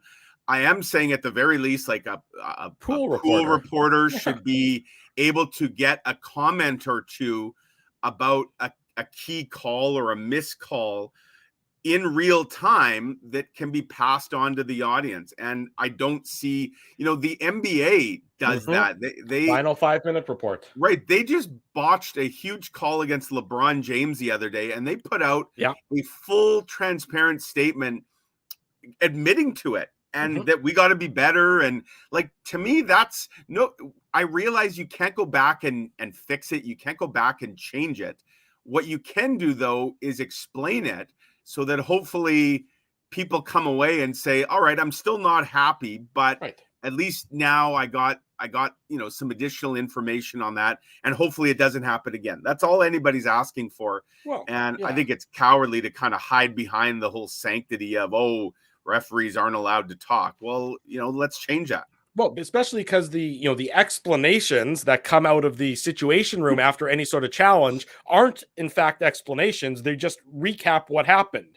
Right. It's copy and paste from the rule book. It is. Exactly. It's like that doesn't shed any light on anything to anyone. We all know what we saw, but walk us through the mindset and everything else. And it doesn't even, like you said, it doesn't have to be, it can be exactly how the NBA does it, except for the fact that the NHL is, they're terrified of transparency for whatever reason. I don't know if it's, it's, I don't know what that logic is. I don't know if it's that they'd have to pay the officials more if you're putting them in the line of fire on a daily basis, but whatever it might be, it's time. Again, it needs to be brought into 2023 with the mindset, I would say. I go back just to the one that stands out to me this year, guys, in Dallas, Connor Hellebuck's mask. To me, there was never an explanation from the NHL about why the play wasn't blown dead. There's one where Garrett Rank, the referee, he should have to say, well, either I didn't see it, I didn't notice that his mask was off, or I did, but I felt that Winnipeg never had possession. Like there's all kinds of ways that should have been explained that weren't, and it ended up being a very key play. Dallas tied the game. It went to overtime. But we could go through the whole season and you could find all kinds of reasons. I just think it's time for a change. Mike McIntyre is with the Winnipeg Free Press. He's a good friend of the show. Mike, we appreciate your time and insight as always. We'll let you get on with your Saturday morning. And as he needs some exterminating done, if you have a little bit of spare time, you can fill in this morning. So the guy said that they'd already come here to do whatever they do for the mice. And he said that, they were here to do a second application or something. And I mentioned that my mother-in-law is not in town right now and won't be for a long time. So that's what that was all about. So good. So I guess I'll just have to kill the mice on my own, Mike. So you told them that the house is empty so they can come back and case the joint further. I'm sure she appreciates that. The folks at Poulin's Exterminators are not going to do that. the mice will still be there when she comes back. The jewelry might be gone though. That's the difference right now. I think mice that's the 13th anniversary gift, guys. So they're a year too late on that one. Yeah, exactly. Mike, thank you for this, buddy. Cheers, Mike. Guys. Happy we'll do it again real soon. Take care. Take care. Bye. Mike McIntyre, the Winnipeg Free Press, joining us this morning on the Illegal Curve Hockey Show. You should have asked Mike how many years he's been married. You can text him, and you can find out. Because you're at what, 11 now? I will be at 11 this year. In April, I will be at 11 , which is hard to believe. And I'm approaching 6, which is really hard to believe. That is hard. That seems like you didn't even think I'd make it to 1 year, Drew. I never thought you would get married. Never mind make it to a year. I just never assumed you'd get married. That's more likely what my thinking was. Let's go to break. We're way over time. We'll come back. We got more things to do. And 10:30 this morning until the end of the show. AIA, Ask Illegal Curve Anything. So you guys can put your questions in the chat. We will see what we see, and we will put it on the screen, and we'll talk about it. So get your questions ready starting at 10:30 this morning. It can be hockey related. It can be nonsense related. Ask Illegal Curve Anything for the final 30 minutes on this morning's show. We're celebrating 14 years of Illegal Curve broadcasts. Woo! Maybe we'll play what it sounded like when we debuted up next. You're listening to the Illegal Curve Hockey Show. Keeping Winnipeg laughing for over 30 years. Rumors, Canada's longest-running comedy club, bringing you the biggest laughs from the best comedians on the planet. Jerry Seinfeld, Chris Rock, Jon Stewart, Dennis Miller, Brad Garrett, the greats, and all the up-and-comers too. When was the last time you laughed out loud? Make it a great night out with friends, or book your office or birthday party. Even a fundraising event at Rumors. Get all the details and dates on upcoming shows at rumorscomedyclub.com. Hi, Ez. A strange question for you. But why are you lying on the ground being crushed by a piano? Well, Drew, I definitely tried to carry this baby grand piano down the stairs by myself, and somehow I failed miserably. Right. Yeah, I'm sorry. That was a silly question on my part. My apologies. Would you like me to call Rolly's Transfer Moving and Storage to help you move the piano? They are the most experienced piano moving company in Winnipeg, after all.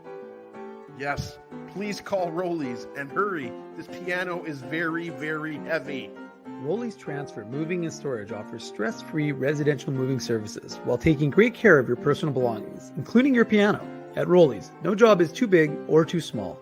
For more information, visit rollies.com. Hi, it's Drew from Illegal Curve here. Selling your home can be stressful, but it wasn't for me. Thanks to my friends at Zappia Group Realty, they made the process so easy. My home sold within 48 hours and with multiple offers. Zappia Group Realty took care of everything with their exquisite customer service and attention to detail. If you want to sell your home for more in less time, get started by talking to Frank and Mauro Zappia of Zappia Group Realty. Online at zappiagroup.com. Hey, Drew. Ezzy, whoa, what a smile! Yeah, I got my crowns done at Linden Market Dental Center, and they whiten my teeth. I see. They're so bright that every time I smile, they go... We have hockey tonight. Do you have a mouth guard to protect those pearly whites? I sure do. Whoa, they even ting through the mouth guard. Linden Market Dental Center covers all your dental needs from restorative to cosmetic dentistry and will fit you with a sports guard for that active lifestyle. 877 Waverly. See lindenmarketdental.com. So you're a pizza person, you married a wing person, but somehow your kids are salad people. You can't pick your fam, but you can pick your BP meal deal, starting from $18.99 for takeout or delivery at bostonpizza.com.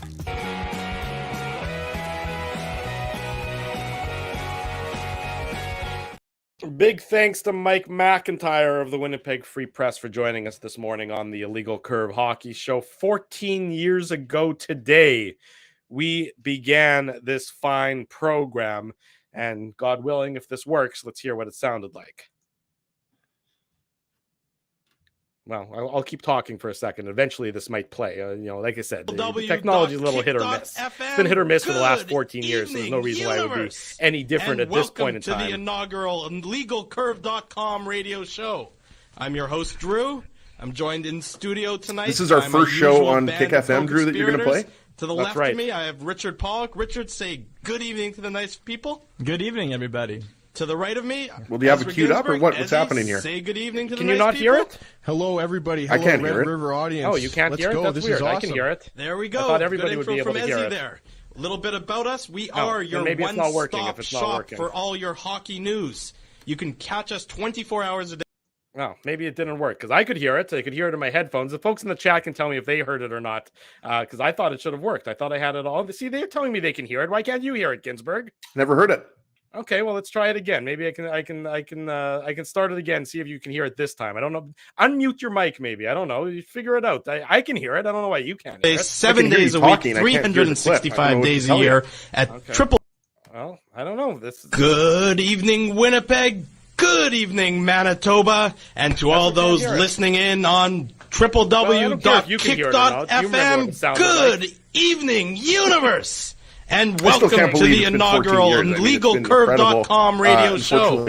I'm your host, Drew. I'm joined in studio tonight by my usual band of co-conspirators. To the left of me, I have Richard Pollock. Richard, say good evening to the nice people. Good evening, everybody. To the right of me, Ezra Ginsburg. Ezzy, say good evening to the nice people. Hello, everybody. Hello, Red River audience. Let's go. This is awesome. There we go. Good intro from Ezzy there. A little bit about us. We are your one-stop. Yeah, I'm still playing it. I got the whole. Okay. I got. Well, I don't know. I can't hear it. So I mean, you got to tell me when it stopped playing. So I'm not sure what you want me to do here. I stopped playing it. I've stopped. I can't. I guess, Drew. Yes, exactly. I don't know why. That's weird that you couldn't hear it. But in any event, the people on the audience could hear it, and it sounded very similar to how it sounds today. We just the thing that always jumps out at me from the first show 14 years ago. Bailey, were you even born 14 years ago? That occurs to me that's a relevant question to ask because the answer might depress me thoroughly for the rest of the day. But what jumps out at me is that we never actually introduced ourselves with our last names. It was just Drew, Richard, and Ezra to start, and we never actually used our last names at that point in time. Nobody cares. Does anybody care about your last name? It's really only the first name that matters. Well, now they know our last names. Do you remember what the name of the show was? Yeah, it was the illegalcurve.com radio show. Good memory. I wanted to see if you remembered that. Okay, but going back to those days, I don't know if we had a guest on the first show, but Bobby Clark was one of our first guests. I'm not sure if that was the third show. or the fourth show or everything like that. Of course, my dad is from Flin Flon. Shout out to my dad if he's watching. So my dad pulled a few strings, and I think Bobby Clarke was in Florida, if I'm not mistaken, because he has a home in Florida. I'm not sure if he was with the Panthers organization or the Flyers organization. No, I'm pretty sure with the Flyers, right? Yeah. So we had Bobby Clarke on. That was a huge thrill to talk to him about. I'm not sure what we talked to him about back then, probably Chris Pronger or something like that. But yeah, and then we were lucky enough to remember we had Patrick Sharp on because you had a connection in Ottawa, right? Episode 2 or 3. Yeah, we had Patrick Sharp on when he was still with the Blackhawks. You're right, Ezzy. And we had Mike Bossy on at a point in time. Oh, that was a huge thrill. Yeah. Yeah. It was, it's been fun over the last 14 years, folks. As you well know, it has been fun. It's hard to believe that it's been 14 years. Exactly. And it's great that Dave showed up, right? Like, it's good that he didn't just go to Vegas and decide to, treat himself and go solo. So Dave's been great on today's show. I thought he's really been, Dave and Richie have been really pulling their weight on today's show, like no show other. But nonetheless, Richie's got 2 bottles in each hand right now. So, and we're not talking about alcohol bottles. So. It's true. He's a busy man. Let's get back to the Jets, though. We were talking about it. Timo Meier, of course, is the big name. And doesn't he make so much sense for my Devils? Like, I think the Rangers right now are considered the front runner, but like those teams have cap space, right? Like that's the big difference. So do the Jets. Well, they don't have the cap space that the Devils and the Rangers have, though, Drew. Well, they have the cap space to it. They can acquire Timo Meier if they wanted to. It's not like they won't be able to fit him within the cap, as opposed to some of the other teams that are. But it's next year, bandied though. About. It's $10 million next year that I think you have to be concerned about. Well, so I guess I want to look at it. Can you foresee a circumstance where it's a possibility for the Jets? I mean, it would certainly be an upgrade. Timo Meier? Yeah. Yeah. I mean, there's a lot of possibilities right now. I just don't think the Jets are at the front of the race. I don't think they're at the front of the race. I don't think the Jets are a favorite right now to land Timo Meier, is what I'm saying. I don't disagree, but it's sort of ironic because if you look at what the Jets would theoretically have to offer, it's a lot of pieces that San Jose would probably be interested in. Young players who, obviously the first round pick, which is, look, any of these first round picks, people make them out to be as if they're worth their weight in gold. These are by and large, the teams that are acquiring them are anticipating giving up a late first round pick. So a late first round pick, is not necessarily going to change your franchise. I know that, they put such a heavy premium on it. But it's a crapshoot. It's a crapshoot. I mean, look, Jim Slater was a late first round pick. No disrespect to Jim Slater. Very good NHL career, but he's not changing anyone's franchise. You look at some of the other late first round picks or even the mid first round picks that the Jets have made over the years, or even some of the other teams. They're not game changers. They're not changing the trajectory of your franchise. So to me, giving up a late first round pick or a first round pick in the mid 20s isn't all it's cracked up to be. Apparently they want 2 first round picks, though, Drew. That's the issue. So they want a high end prospect. Right. And then they also want a first round pick, right? So it's a high price. It's a much higher price than you're going to have to give up for Jonathan Taves, for example, right? Like, to me, there's tiers of guys here, right? The guys, the top tier guys: Ryan O'Reilly, Vladimir Tarasenko, Timo Meier. I think Jacob Chikrin is in the top tier for defensemen. But then when you talk about the second tier, then you've got the Vladislav Gavrikovs, you've got the Luke Schens, right? So yeah, I mean it's an option. Like, we don't know. If Chevy has spoken to Mike Greer, we have no idea, but you'd have to think right now, like, Timo Meier is a guy that the Jets would love to have, because if you think about it, then that moves Blake Wheeler down to a third line role, right? Of course. Can you imagine having Timo Meier and Nick Ehlers, former Halifax Mooseheads, on the same line? Like, Meier is an incredible player, right? Like, there's no doubt that he's number 1 on the daily face-off trade board, and he's probably, number 1 on most teams who are He's number 1 on the TSN trade bait board. He's number 1 for a reason, because he does what is the hardest thing to do in the NHL, which is score goals. He's an elite goal scorer in the NHL. When you pair him with a guy like Kyle Connor or Mark Scheifele, other guys who are also in the elite category when it comes to goal scoring, or certainly in Scheifele's case, if you don't want to say he's elite there, he's damn close to elite when it comes to goal scoring. I mean, then it really makes your team all that more dangerous. But to me, the $10 million, while it's significant and it's certainly a factor, if you're looking at it from the Jets' perspective, so look, Blake Wheeler's contract is expiring not next year, but the year after. Pierre-Luc Dubois, you don't know what his long-term status is here. $10 million, if you could get him Meyer under contract, isn't as big of a bite to chew, I find, when you consider all the contracts that might be leaving the Jets roster. Now, I don't expect the Jets to acquire him. It's not in their MO. It's not traditionally how they've operated. They've always gone, when it comes to the trade deadline, for the expiring contract guys, or the guys who are a little bit less expensive in terms of cost and might just be pure rentals. When was the last time the Jets acquired anybody who had term on their contract at the deadline? I don't think they ever have. It was Kevin Hayes, pending UFA, Paul Stasny, pending UFA, even guys like Lee Stempniak. Wasn't he a pending UFA, and Yuri Tlusty back in the day? So again, don't forget about Jay Harrison. Jay Harrison, sure. That wasn't at the deadline, though. That was when they had that huge rash of injuries. But so, the Jets, I don't believe, have acquired anybody at the deadline that's ever had term on their deal. Shout out to Joe Morrow. Sure, Joe Morrow. I mean, when they acquired Dylan DeMello, they of course then re-signed him, but he was I think going to be a pending UFA if I recall correctly, when they acquired him from Ottawa. But maybe this is the time, Drew, like you said, to acquire a guy with some term. Like, I don't know if we're talking about a guy that has 6 or 7 years. I'm not talking about that, but 2 years, 3 years, something like that. Jacob Chychrun is a guy that we talked like. Sure. Look at Chychrun. I think his name has been out there for so long, like. It's almost like you forget about it in a way, right? Like, because his name has been out there for well over a year in terms of a guy that, could be moved by Arizona, right? So you wonder if Arizona has misplayed their hand, Ezzy. Maybe they've been asking for the moon and teams are going to pivot away from I think that's 100% it, because you heard about that last year, right? Like, you heard about teams that didn't want it. They wanted to acquire Chychrun, but like they were treating him like he was basically Erik Karlsson. Sure. And that's another guy who's out there that I don't think anybody expects the Jets to acquire. But, it's going to be really interesting. Like, that's really swinging for the fences. Like, if you're a team like the Rangers or, some of the other teams that we know that want to acquire defensemen, but I just think it's going to be way too hard to move Karlsson.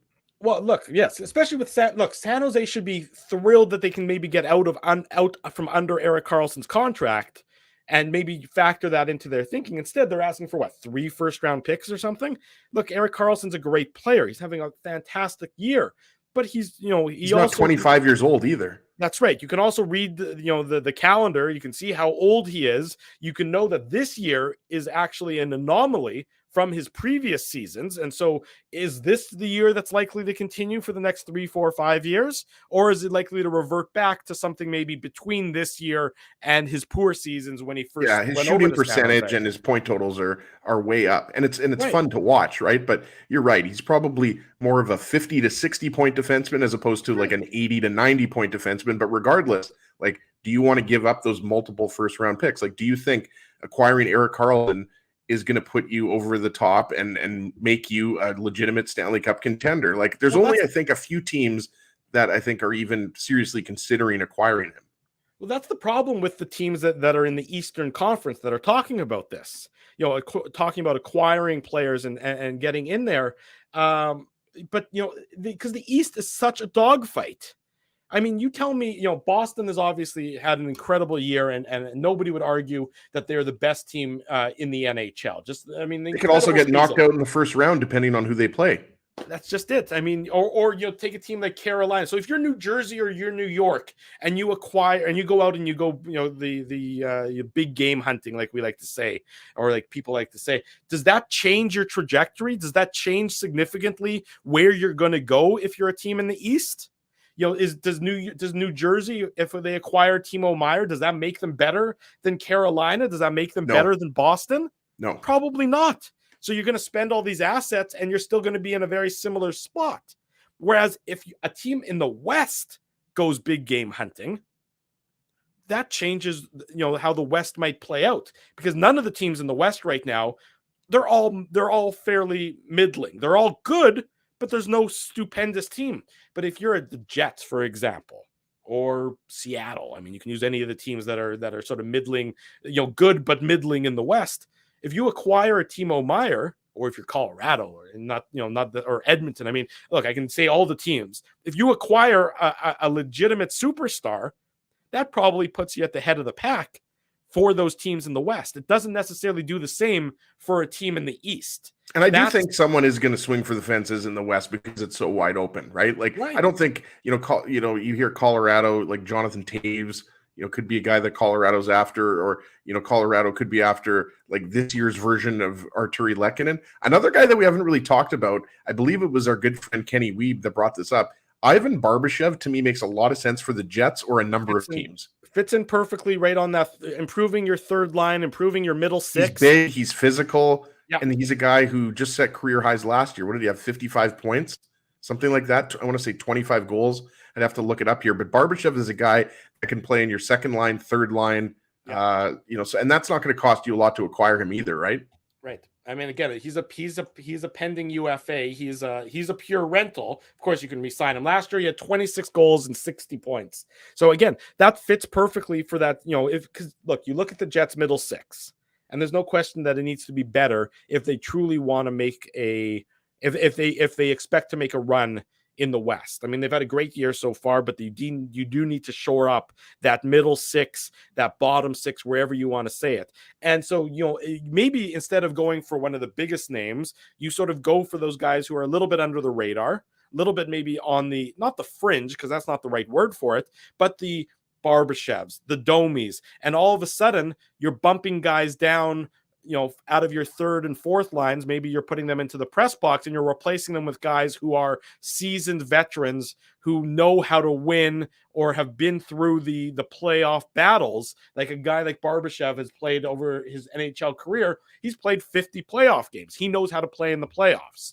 All with the Blues. Yeah. All with the Blues. He's only played with the Blues. He's been with the Blues for the last 7 years. So a guy who's still got some tread on the tires, who probably is looking for an opportunity, who's had a bad year in St. Louis. He's had a down year, which is only going to lower his asking price, or the price that the Blues are going to get for him. What would you have to give up? A second round pick? Probably. I don't think third round pick? Like, I'm not sure. I don't think you would have to give up a first round pick. Yeah, I wouldn't think you would. I wouldn't think, especially with the year he's had, I wouldn't think you would require a first round pick. I would think, something a little, like you said, maybe a second and a fourth, or a second and a fifth, something like that. And again, you could always get that back, right? Like Chevy can get these picks back by whether it's like we've talked about, like moving a defenseman or whatever. Like, I mean, if you want to move in and move out, sure. Yeah, so I mean that's something to consider. I see the Jets going down that route. And again, I do think there is the possibility that Chevy is going to acquire somebody that we haven't been talking about. But if I'm, a betting man here, I'm thinking that, the Jets acquire a top 9 forward and more of a kind of depth defenseman. Like, we talked about, like, Luke Schen's not a guy that I'm advocating for, but I wouldn't be surprised if that's the route they go. Like, they get an Ivan Barbashev and a Luke Schenn, or players similar to that. I didn't look at but Jonathan Taves, I think, is absolutely, in the conversation. I just don't know how serious the Jets are about acquiring it. Well, I don't think anybody does. Those are all the big questions that'll have to be answered. Less than a month from now is the trade deadline. 1 month from yesterday is the NHL trade deadline. When we come back, get your questions ready. Put them in the chat. Ask Illegal Curve anything. Hockey related, nonsense related, food related, whatever is on your mind. We'll talk about it next. You can ask the questions. We will try and answer them for the final 25 or so minutes of this morning's program. Drew Mindell, Ezra Ginsburg, celebrating 14 years of Illegal Curve Radio. We're live on YouTube and all of our social media platforms. Keeping Winnipeg laughing for over 30 years. Rumors, Canada's longest running comedy club, bringing you the biggest laughs from the best comedians on the planet. Jerry Seinfeld, Chris Rock, Jon Stewart, Dennis Miller, Brad Garrett, the greats, and all the up-and-comers too. When was the last time you laughed out loud? Make it a great night out with friends, or book your office or birthday party. Even a fundraising event at Rumors. Get all the details and dates on upcoming shows at rumorscomedyclub.com. Hi, Ez. A strange question for you, but why are you lying on the ground being crushed by a piano? Well, Drew, I definitely tried to carry this baby grand piano down the stairs by myself, and somehow I failed miserably. Right. Yeah. Sorry, that was a silly question on my part. My apologies. would you like me to call Rolly's Transfer Moving and Storage to help you move the piano? They are the most experienced piano moving company in Winnipeg, after all. Yes, please call Rollies and hurry. This piano is very, very heavy. Rollies Transfer Moving and Storage offers stress-free residential moving services while taking great care of your personal belongings, including your piano. At Rollies, no job is too big or too small. For more information, visit rollies.com. Hi, it's Drew from Illegal Curve here. Selling your home can be stressful, but it wasn't for me. Thanks to my friends at Zappia Group Realty, they made the process so easy. My home sold within 48 hours and with multiple offers. Zappia Group Realty took care of everything with their exquisite customer service and attention to detail. If you want to sell your home for more in less time, get started by talking to Frank and Mauro Zappia of Zappia Group Realty. Online at zappiagroup.com. Hey, Drew. Ezzy, whoa, what a smile! Yeah, I got my crowns done at Linden Market Dental Center, and they whiten my teeth. I see. They're so bright that every time I smile, they go... We have hockey tonight. Do you have a mouth guard to protect those pearly whites? I sure do. Whoa, they even ting through the mouth guard. Linden Market Dental Center covers all your dental needs from restorative to cosmetic dentistry and will fit you with a sports guard for that active lifestyle. 877 Waverly. See lindenmarketdental.com.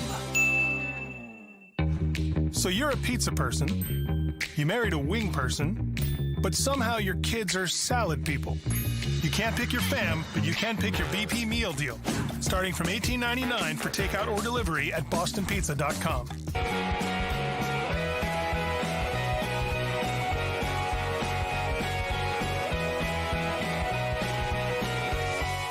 Saturday morning, we're back on the Illegal Curve Hockey Show. Drew Mindell, Ezra Ginsburg with you. Another week off ahead for the Winnipeg Jets. Actually, I guess they'll be back on the ice Thursday afternoon for practice, but our next broadcast won't be again until next Saturday morning, 9 a.m. back here on our YouTube channel. And then again, next Saturday night, close to midnight, will be the Illegal Curve post-game show following the Jets and the Chicago Blackhawks. I get the feeling, by the way, that I know you want to get into Ask IC Anything here, but yeah, I get the feeling with all of this time off and how just terrible the Blackhawks are.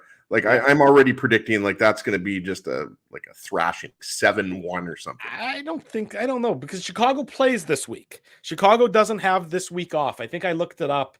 I think they play, if I recall correctly, they play on Wednesday, if I'm not mistaken. Well, it's good that they don't have this week off because they've taken the whole season off thus far. That's funny, Ezzy. They play. Maybe I'm wrong. Actually, hang on. It wouldn't be the first time I'm wrong, but I could have sworn that they. I thought they. Maybe I read something wrong. That wouldn't be surprising in the least bit if I read something wrong. But I could have sworn I saw that they were playing. Hang on. No, they play Friday. Never mind. It is a back-to-back situation for Chicago. It's even worse. That's what. Yeah, I knew they played. 7-1, Drew. Yeah, they play Tuesday at home to Anaheim. That'll be a barn burner. Don't forget getting your tickets to that, folks. Connor Bedard Bowl, right? Yeah, then they play Friday at home to Arizona, another barn burner. I know, hold on to your seats waiting for that. And then they come here to play that weird 9:00 start on Saturday. So they are going to be exhausted, and they're a horrible hockey team. So I think that's going to be an easy W for the Jets. Okay, well, and Lord knows, as these predictions have never gone awry before. Something I checked out before the show in terms of the remaining strength of schedule for all the teams in the NHL. Jets come in sort of middle of the pack. They have I guess that would be the 18th hardest schedule left from now until the end of the regular season with the 30 games they have left.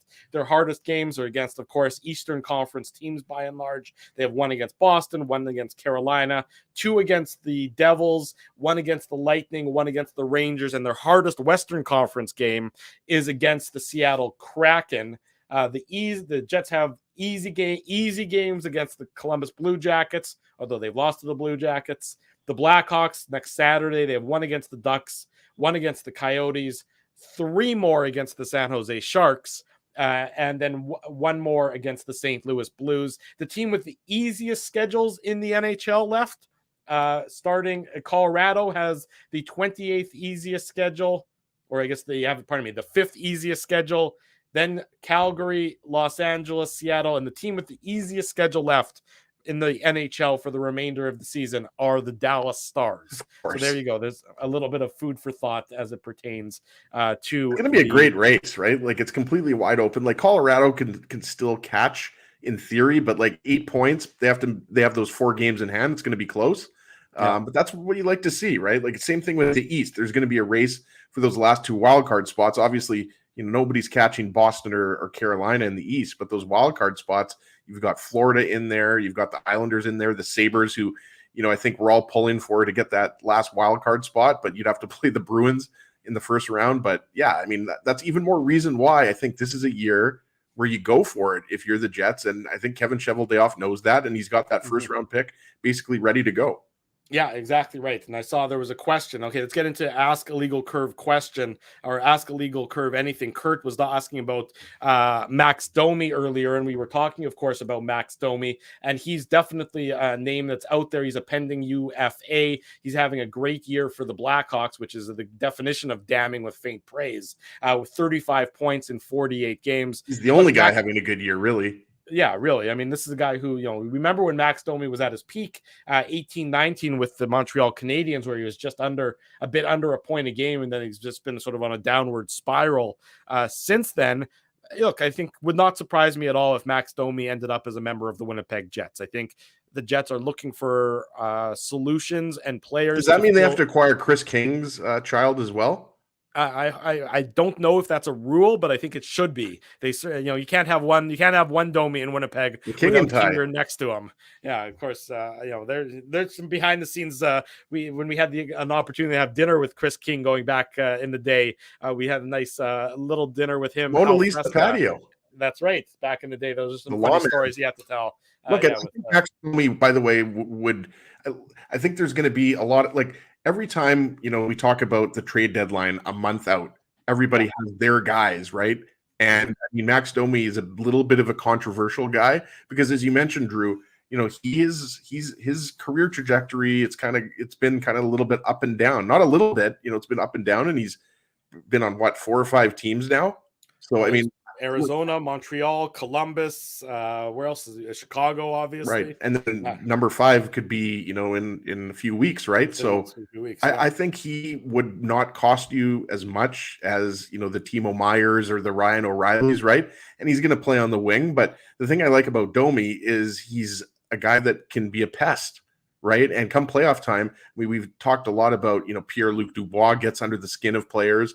And that's something that I think, over the last few years, the Jets have become a more difficult team to play against. I think, not necessarily, as difficult to play against as the 2017 to 2019 Jets when you had, Buff and Trouba and Sherrod on the back end. But yeah, Max Domi's an interesting one. We don't know, what the Jets' interest in Domi is, even though it makes a lot of sense for the connections and everything like the familial connections and everything like that. So he's definitely a guy on the radar. And again, what are you giving up to get him? I don't think you're going to have to give up a first round pick to get him. No, I wouldn't expect that you would. I mean, I think there'll be a lot of interest in him, certainly, which might drive up the asking price a little bit. But no, it wouldn't be I wouldn't trade a first round pick for Max Domi. Let me tell you that. And I don't think Kevin Cheveldayoff would either. But it would sort of be ironic if, all the focus on Jonathan Taves coming home to Winnipeg. Well, Max Domi was born in Winnipeg too. So maybe we're looking at the wrong member of the Chicago Blackhawks that's going to come home to Winnipeg. $3 million in a pending UFA. For those who don't know, I did a quick cap friendly. So, that's what do we have, $1 million left on his contract or less than that? And then you give up maybe a second round pick and a prospect or something like that. So it's definitely, a logical option for the Jets. Moving on, Ask a Legal Curve anything for the next 16 minutes while we wrap up this morning's show. Ezzy Spencer wants to know, are you wearing pants? I am wearing pants. I'm wearing black sweatpants right now. Okay, good to know. That's definitely appreciated, especially your mother-in-law called and she says that she appreciates the fact that you're wearing pants while you're in her house. That's a hard-hitting question. That's the kind of insight you've come to expect here on the Illegal Curve Hockey Show. Spencer wants to know if I'm weeding pants. Spencer, I don't know what that means, but I can assure you that I have not planted any pants, and thus I am not weeding any pants. So thank you, Spencer, as per usual, for your insightful contributions to this morning's program. I guess we could also ask, is Spency wearing pants? We know the answer is probably no, is what I'm assuming, is that Spency is probably not wearing pants. Bailey's mom wants to know, what is your favorite kind of cookie, Ezzy? Wow. You know what? It's actually something that you wouldn't maybe expect. I like peanut butter cookies. Chocolate chip are classic. I am an oatmeal raisin fan. I know some people don't like raisins in cookies. You can't just name every cookie that's ever been made. That's not how it's going to work. There's a reason why I'm 250 pounds, right? So I'm going to go peanut butter cookie, though, as my favorite cookie. Go. And I don't have them very often either. Well, that's good. That way you have it in moderation so that when you do have them, you can really appreciate it and savor it all the more. I just bought some Dream Puffs from Superstore, and my kids are loving them, and I'm loving them. So shout out to Raspberry Dream Puffs. Okay, I don't know what those are, but I'm sure that they are definitely Dream Puffs with the marshmallow, and then you've seen those. I'm sure I have. You're right. If you want to know my answer, shortbread. I love a good shortbread cookie. Shortbread is nice. Yeah, rich with butter is a good one. Prime Timer wants to know, who is your favorite player in the NHL right now, Ezra? Wow, that's a tough one. Whew, it's tough to pick one player. Like, I honestly don't. I don't really have one favorite player.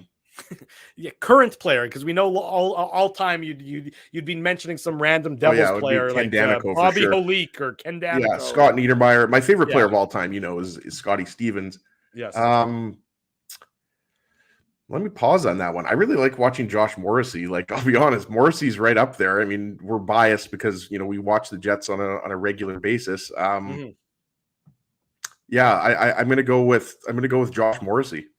Okay, well, there you go. As he is going with trying to curry favor with the hometown crowd with the answer to that question. Morrissey's been great to watch this year, no question about it.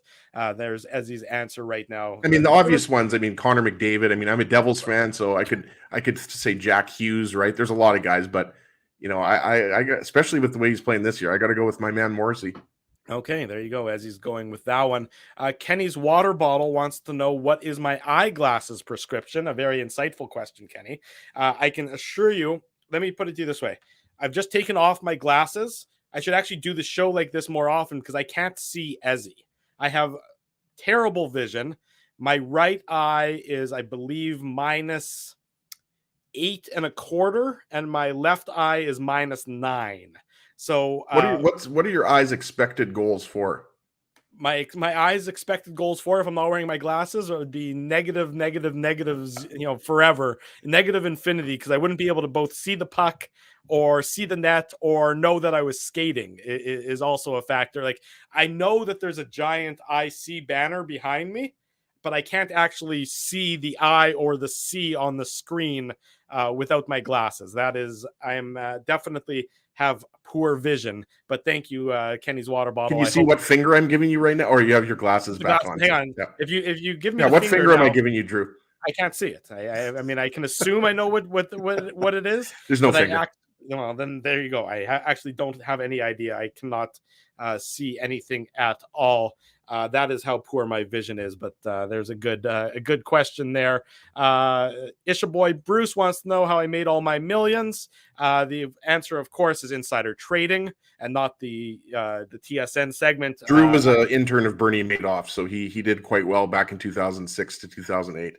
That's right, exactly. I may have crushed some poor innocent people, but I've done well for myself, and as a result, I can afford all the grid parking spots that I need for upcoming Jets games. Let's see any other good questions here on the Ask Illegal Curve Anything segment of the show. Thank you, BD Longshot. He says he's been listening to us since we were on Wednesday nights. That's great. Right on. We appreciate all that love. Kenny's water bottle is saying that his IQ has not improved listening to us over all these years. There's no question about that. Listening to us is harmful for your health. I like that comment that you had in the start in our private chat that we've got here from Matt Moara, if I'm pronouncing that right. I've been listening since you got it there. I've been listening since 2011. 11 back when I lived in a dirt cheap apartment in the north end and couldn't afford cable, just had a radio to listen to Jets games. I love that. It's really cool. I got to say, like, corniness aside, I've always loved when, people tell us that they've been listening since back then, right? So it's a really cool thing. I got to be honest. There you go. Mark Sports Video. We know he's got coaching experience. He wants to know if we have any coaching experience in any sport. Mark, I must say I did coach both my son and my daughter in house league soccer this past summer. That was quite the feather in my cap. But who did you coach against, though, Drew? I coached against none other than Mr. Blake Wheeler of the Winnipeg Jets. His daughter was playing in the same league. I can assure you that I am not meant to be a coach in soccer. I was a volunteer coach, and the emphasis is on the word volunteer and not on the word coach. I think the kids spent most of the time just trying to kick the ball at my head, which was fun for them and, a little bit of damaging for yours truly. But Ezzy, you coached hockey, did you not? Yeah, I coached hockey 1 year. That's going back, I think, right around when we started the hockey show, 2009, 2010. I coached Tuxedo Lightning U13 A1. I coached soccer as well for a couple of years. I think it was U15 soccer, River Heights Community Center, shout out. Also ref soccer. That was one of my first jobs, actually. I officiated soccer. I think I started when I was 12. So like 12 to 17, I was a soccer ref. But yeah, 1 year of hockey and a couple years of soccer. But we'll see. I mean, like you said, Drew, like my kids might need a coach at some point. So I'll have to dust off the old Coaching One certification, maybe. But I've always wanted to coach baseball, to be honest with you. I only played baseball for a few years, but we'll see maybe if one of my kids plays baseball in the future, and I can maybe teach them how to hit not very well. There you go. That's always a good one. I did strike out 7 in one game, though. That's why they called me the Sandy Koufax of River Heights. 12 or 13 years old, playing baseball for River Heights, and that was my kind of shining moment. I struck out 7 and in relief, and then I really wasn't that good of a pitcher after that. But that one day, I felt like I was Todd Stottlemyre. There you go. You're a machine on that one day. Lisa Danko wants to know if we ever played hockey. Yeah, we played hockey. I didn't play at a particularly high level. The highest level I played was Varsity View A1 hockey. But I did win the Maccabia Championship. I was the first overall pick in the Jewish B League. So that was probably my peak of playing hockey. I used to play rec hockey as well. But Drew's going to show you a clip of himself playing hockey. I hope you guys can see this. This is going back to October 28th, 1988. As you can see, that's a wee lad, Mr. Mindell. Look at that edge work.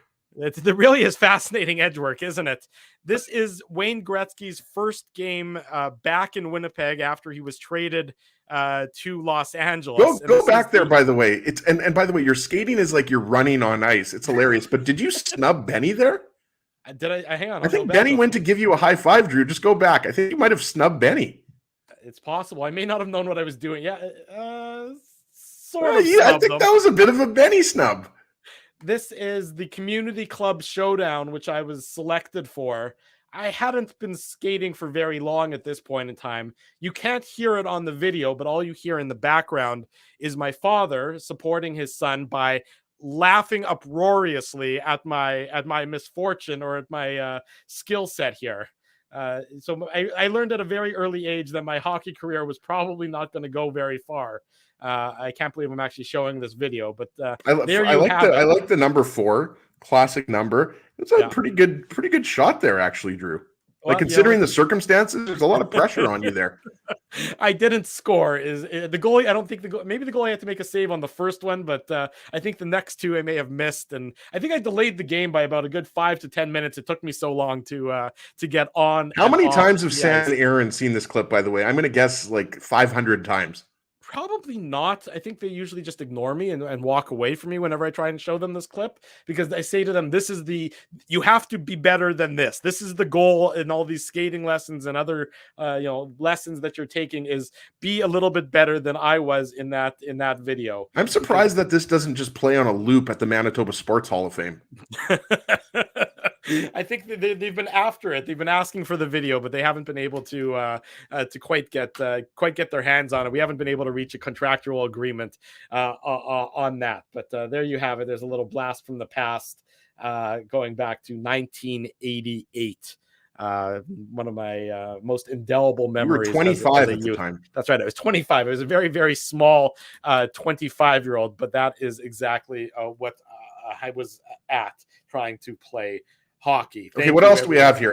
This is Ask Icy Anything. We got 5 minutes here before the show ends. Like, this is your time to ask us, very deep, intimate questions.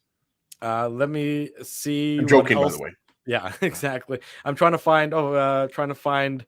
Did either of us ever witness Remus win the home run derby? The media home run derby during the I think it was a Goldeyes All-Star game, if I'm not mistaken. I didn't witness it. I remember Remus told everybody about, that's for sure. Yeah. He was talking about that. I think he made it. He put it on his Twitter bio for a while there. I did not see him win the home run derby, but I did see him win the rock climbing competition at the University of Winnipeg, because back in the day, when I was a student there, I'm a proud U of Winnipeg grad.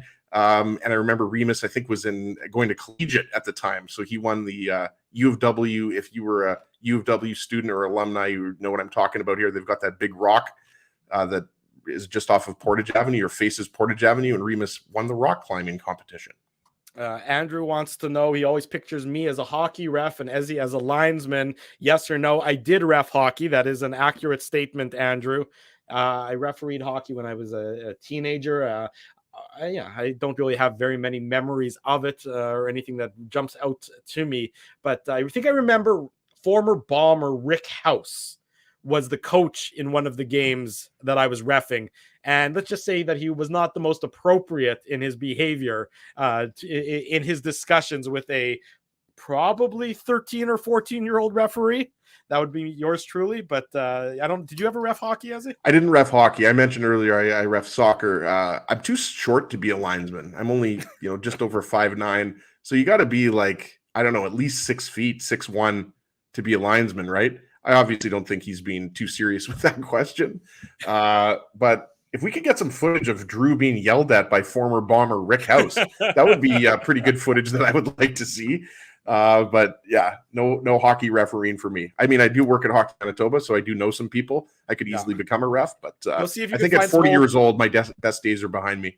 Do they still have some game sheets? Maybe they still have some game sheets that you can pull out and see if they can find my name on them going back many a year ago. It would probably be 1993, 1994, somewhere.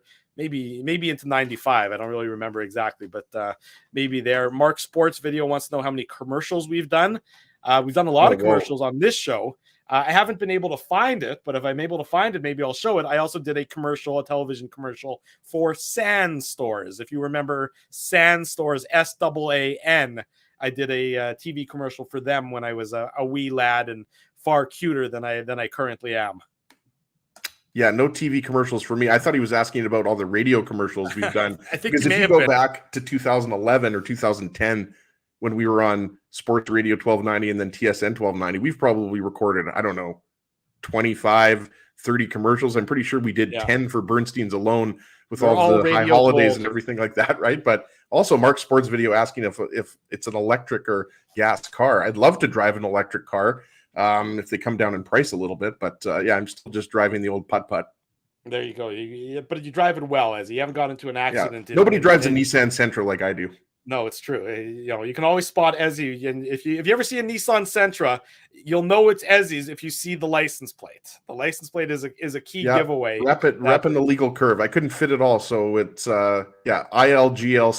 That's me. If you see me on the streets, just picture me rolling. In your Nissan Sentra with 2 car seats in the back, like all the cool kids do. That's it. That's Ask a Legal Curve. Anything. We do this every now and then on this program. We figure this would be a fun week to do it with Jeff O'Neill, by the way, couldn't join us. He was originally supposed to join us, but he had to drive one of his children to hockey practice. So he texted me this morning around, I think it was 8:30. So it was a little bit of a late bail from the O-Dog. But hopefully we'll be able to get him on next week or, some other time throughout the season. But that's why we were going to have the O-Dog on. But again, we've had him on many times before, and unfortunately he had to bail last minute. So still had a great show, but just wanted to get that in there. Exactly right. And we'll have, we thought it'd be a fun way to do this as well, given the lack of hockey content, not a lot going on this week, of course, with it being the All-Star break or the bye week or whatever the hell delay is, whatever the hell the reason is. There haven't been games for basically the last 12 or so days. The Jets are back on the ice on Thursday, I believe, though. Thursday afternoon at yeah. 2:00 Thursday afternoon. Exactly right. 2:00 on Thursday afternoon is when the Jets will be back on the ice. We want to say a big thank you to all the sponsors of this show, of the post-game show, and of the website for their continued support. Our friends at Rumors Restaurant and Comedy Club, Linden Market Dental Center, Zappia Group Realty, Betway, Tough Duck, Boston Pizza, Seagram's, Rolly's Transfer, Grid Park, and the Keg support these fine businesses because of their continued support of Illegal Curve Hockey. It's your boy Bruce. Yes, I wear pink all the time, and I'm not being sarcastic at all. It is absolutely one of the staples of my wardrobe. Yeah, pink's a great color. It is a great color, and Josh Morrissey's pink suit was probably the best part of All-Star Weekend because that was a sharp-looking suit that I definitely would like to wear as well, but I don't think I would be able to fit it given the bit of the size discrepancy between me and Josh. Thanks to everyone for joining us. Thanks to Mike McIntyre for joining us in hour number 1 as well. In case you missed any of the show, there's an immediate replay on YouTube, and of course the podcast will be available soon thereafter. If you haven't already done so, smash the like button, subscribe to the podcast, subscribe to the YouTube channel, and leave us feedback here, there, and everywhere. We always appreciate the support. IllegalCurve.com is updated as needed with all your latest Winnipeg Jets news and audio and Moose news and ice news and everything else under those. Dave just has to step away from the craps table, and then he's going to update the website. Exactly. As soon as Dave is away from the crowd, as soon as we drag him away from the craps table, he'll get that all updated. Ezra Ginsburg is on the right of your screen. I'm your host, Drew Mindell, on the left. It's been a great 14 years to another 14 years coming up over the next little while. We thank everyone for their support. Have a great Saturday, everyone. If it's Saturday, it's the Illegal Curve Hockey Show live on YouTube and all of our social media platforms.